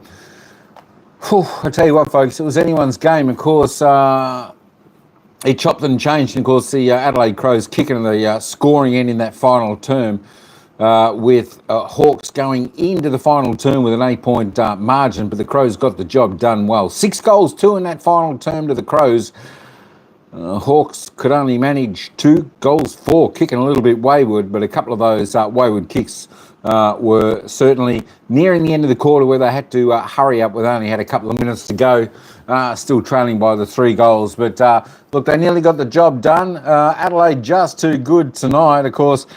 In front of a crowd of 50,000, full-pack crowd out there at Adelaide Oval, and the crowd absolutely ecstatic out there. And, of course, as the boys were saying, great atmosphere in the rooms there. Of course, you heard from the Tex, Taylor Walker, Isaac Rankin, the coach of Adelaide. That's what we heard there, not too far away. I'll tell you what, I think certainly now, of course, Adelaide, just looking at this, let me just reload this first up for the folks out there. Of course, Adelaide Crows, after playing 20 rounds, they go on top of the AFL ladder season 2025 after playing 20 games, 15 wins, 5 losses, in fantastic form with the biggest percentage of all of 144.1. Of course, Collingwood still got to play tomorrow night. They could go back on top. They play Brisbane, so that's going to be a really interesting game. That one coming up tomorrow night, Collingwood and Brisbane, but Adelaide Crows on top of the AFL ladder, and surely Adelaide Crows must be going in now as favourite for the flag. They're certainly big contenders this year for the flag. They just kept cool heads when they were 6 goals down, and then they just thought through the process, kept that going, did what they needed to do, and they got the job done. Of course, for Hawthorn, after playing 52 points, 13 wins, 7 losses, I tell you what, they're in a vulnerable state now, is Hawthorn, because they've got a tough match again next week. Next week's games, these two teams have got to play. Hawthorn next week have got to play. Next Thursday night football, they're playing Collingwood. Hawthorn will take on Collingwood next week, and of course, Adelaide Crows will just go for a little bit of a vacation. They're heading over to Optus Stadium there in Perth where they'll play West Coast Eagles, so it should be another pretty dominant win by Adelaide next week, you would think. Let's just chuck on over and have a little bit of a look at the goal scorers for this evening's match. And of course, topping the table for Adelaide was Riley Thilthorpe. He ended up with 4 goals, 1 from his 10 kicks. He had a fantastic night. Taylor Walker, tell you what, absolutely brilliant in that final term. Didn't he kick straight some of those really needed goals? He stepped up when needed. He kicked 3 goals, 1 off his 10 kicks. Isaac Rankin also fantastic in his efforts to kick 3 goals, 1 from his 12 kicks. Jordan Dawson kicked a couple. Saligo, Alex Neil-Bullen, Darcy Fogarty. That was single goal scorers there for the Adelaide Crows. For the Hawks, Jack Gunston was good tonight. 4 goals, 1 did all he could for the Hawks. But that just wasn't enough for the Hawks to get them across the line. 4 goals, 1 for Jack Gunston led the way. Jack Ginnivan, 2 goals, 1. Well, he gave the crowd the ear to say, shh. Good old Jack Ginnivan, you shouldn't do that. The game turned. Crows got on top after you did that. Nick Watson, the Wizard, got 1. Connor Nash, Dylan Moore, Mitch Lewis, Will Day. Ambrosia and Chol also single goal scorers there for Hawthorn. Of course, for the leading disposal getter out on the ground this evening, it was Mark Ambrosio. All top 4 were from the Hawks. There we go. Ambrosi with 25, 12 kicks, 13 handballs, 5 clearances. Next best was Carl Lamont with 23, Jarman Impey 22 with Josh Battle. And of course, for the best out there for the Crows, of course, shared the honours was Mark Keane, who was fantastic. Jordan Dawson, both with 21. Of course, Jordan Dawson having 11 tackles, 4 clearances. Josh Worrell, 20. Daniel Curtin, 20, as we just roll down a little bit. Jack Ginnivan, not too bad this evening for the Hawks with 19. 2 goals, 1. Will Day, also 19. Kicking a goal, 9 tackles, 7 clearances.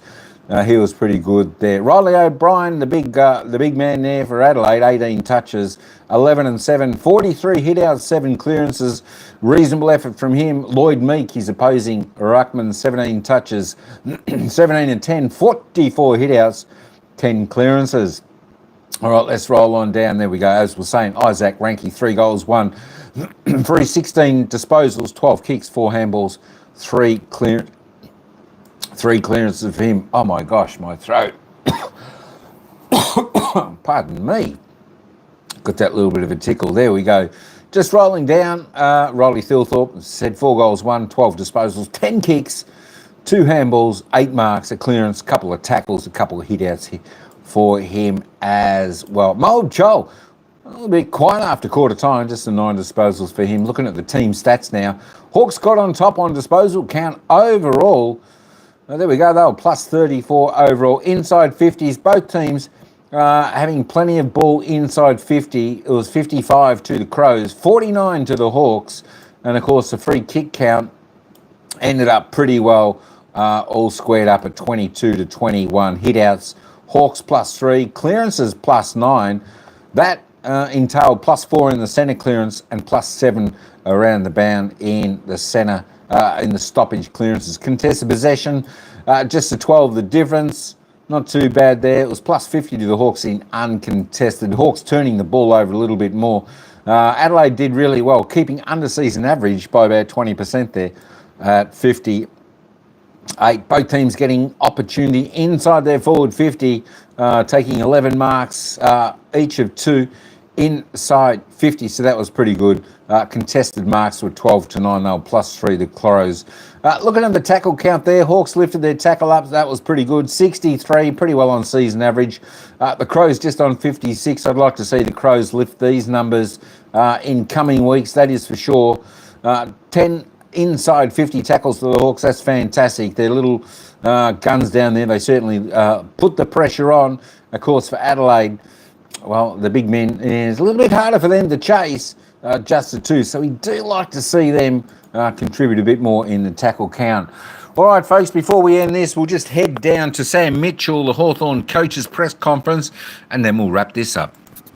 And then we just had too many issues in the game. You know, the little details that we gave up 4 goals from forward 50 stoppages. So stuff like that that we've trained a lot and we work hard on. We just weren't quite sharp enough tonight. And when you play the best sides, that's the challenge. You can't afford to have any part of your game not on. And we had enough in our game that they were able to exploit. I thought they had a couple of holes that we got hold of them at a couple of different times, but they were able to exploit our weaknesses a bit better through the night.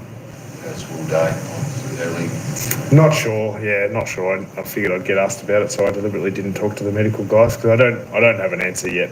He was cramping. He's got ice on most parts of his lower body, as plenty of the players do. So unsure just yet. Another outstanding game from him. Must be thrilled with what he's brought to the table after such a long break.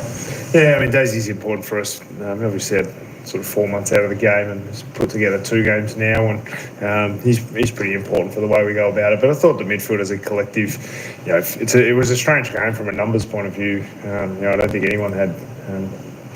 No midfielders from either team sort of were even in the mid-20s. So it was an interesting game, very even across both teams. You know, they had a little bit of class. Obviously, Rankin and Dawson just had their moments, and they were just a little bit. Give them a metre and they take it all and kick a couple of goals that were pretty important for them in a couple of moments. And a couple of our key players did the same. But Daisy's certainly important for us, and it'll be interesting. Hopefully he's feeling okay. I've been thrilled with that start to come over here after they had done last week, sitting in the top two. You must have just been thrilled with what you were able to produce earlier. Yeah, I mean, they're two really good pressure teams. I think when you watch that, there's not a lot of space to have a run around and a bounce and make decisions for very long. And, you know, if you thought about what you were pleased with, I think the part of the game that I was pleased with is we forced them to play a little bit differently. You know, they're really good at scoring from their front half. We restricted that. But they found another way. That's what good teams do. And so we restricted some of the way that they wanted to play, I thought, and it wasn't quite good enough. But there's some positives to come out of it. But we need to, you know, I don't think there's any surprises where our season's at. Where the season's in our hands. We've got 3 games to go. We'll win those. See you in September. That's what we have to focus on now. And, you know, hopefully we see Adelaide again. What do you big work-ons in those last few games? What do you really hope to tighten up? I mean, some areas. I mean, the defensive 50 stoppages are a bit of a concern. Conceding 4 goals is going to be tough. But we moved the ball okay at different stages tonight and gave our forwards pretty good looks. You know, and there was a great contest with Thilthorpe and big Tom Paris at centre forward, and I thought if I could choose anyone to be in that contest on him, I would choose TB. Anyone in the competition. Thilthorpe still marked it. So sometimes you tip your lid to those. You know, the best players in the comp are very, very good at this stuff, and if you get beaten like that, I can cop that, and I think anyone can. But there were some parts of our game that we let it slip from things that are in our control. So very focused on those. We've got another big test coming up Thursday against Collingwood. Got them on a 5-day break. Doesn't get bigger than these 2 tests in a row, I guess. Yeah, I mean Adelaide, and then Collingwood at the G. I mean, these are the games we want to play in. So we've been talking about getting to this position as a football club, as an organisation for a few years, and the AFL's given us the confidence that we deserve to play in these big games, and we're going to. I don't imagine we lost too many fans out of tonight. I don't think anyone walks away going the Hawks aren't very good. I think everyone recognises that there's something in our game that's good, but good is a challenge because we need to be great from where we are right now, and Collingwood have proven that they're the real deal, aren't they? So fortunately for us, quick turnaround, get back to Melbourne tomorrow, and we'll be ready to take on the Pies on Thursday night. Cheers. Thanks, Ross. Understandably disappointed, Sam Mitchell. All right, folks, there we go. That wraps up tonight's coverage. Of course, Adelaide Crows too good for the Hawks by 14 points. As I said, the Adelaide Crows going back on top of the AFL ladder with 3 rounds to go in the home and away season for 2025. Hawthorn dropped down to 5th, and of course, Hawthorn next up play. Hawthorn, I should say, next play Collingwood, then Melbourne, and then their final game of the home and away season is the Brisbane Lions. So a tough run home for the Hawks. You would think if they win at least 2 of those 3, they should make the finals. But I tell you what, it's going to be a tough road home for them. They've got to be at their best to win 2 or 3 of those games coming up. Anyway, folks, hey, thanks everyone for coming on in, joining in on the coverage for tonight's game where Adelaide defeated Hawthorn. Don't forget, there's plenty of games on tomorrow. Unfortunately, I won't be able to cover any of the AFL football action. I've got to head on out tomorrow, folks, but we'll be back Sunday for more football action, so that should be pretty good. All right, folks, hey, all I've got to say is go Pies for tomorrow. Unfortunately, I wish I could bring that game to you, but just unable to. But anyway, folks, hey, thanks for all coming in. And, of course, I think we had the poll earlier on tonight. 73% went for the Crows, so the folks in the live chat, we got that one right tonight, so well done, everyone. Commiserations to Hawthorn. Congratulations to the Adelaide Crows supporters. Well done, everyone. Hey, thanks, everyone, for coming in. And until the next game, ciao for now. We'll see you at the next game.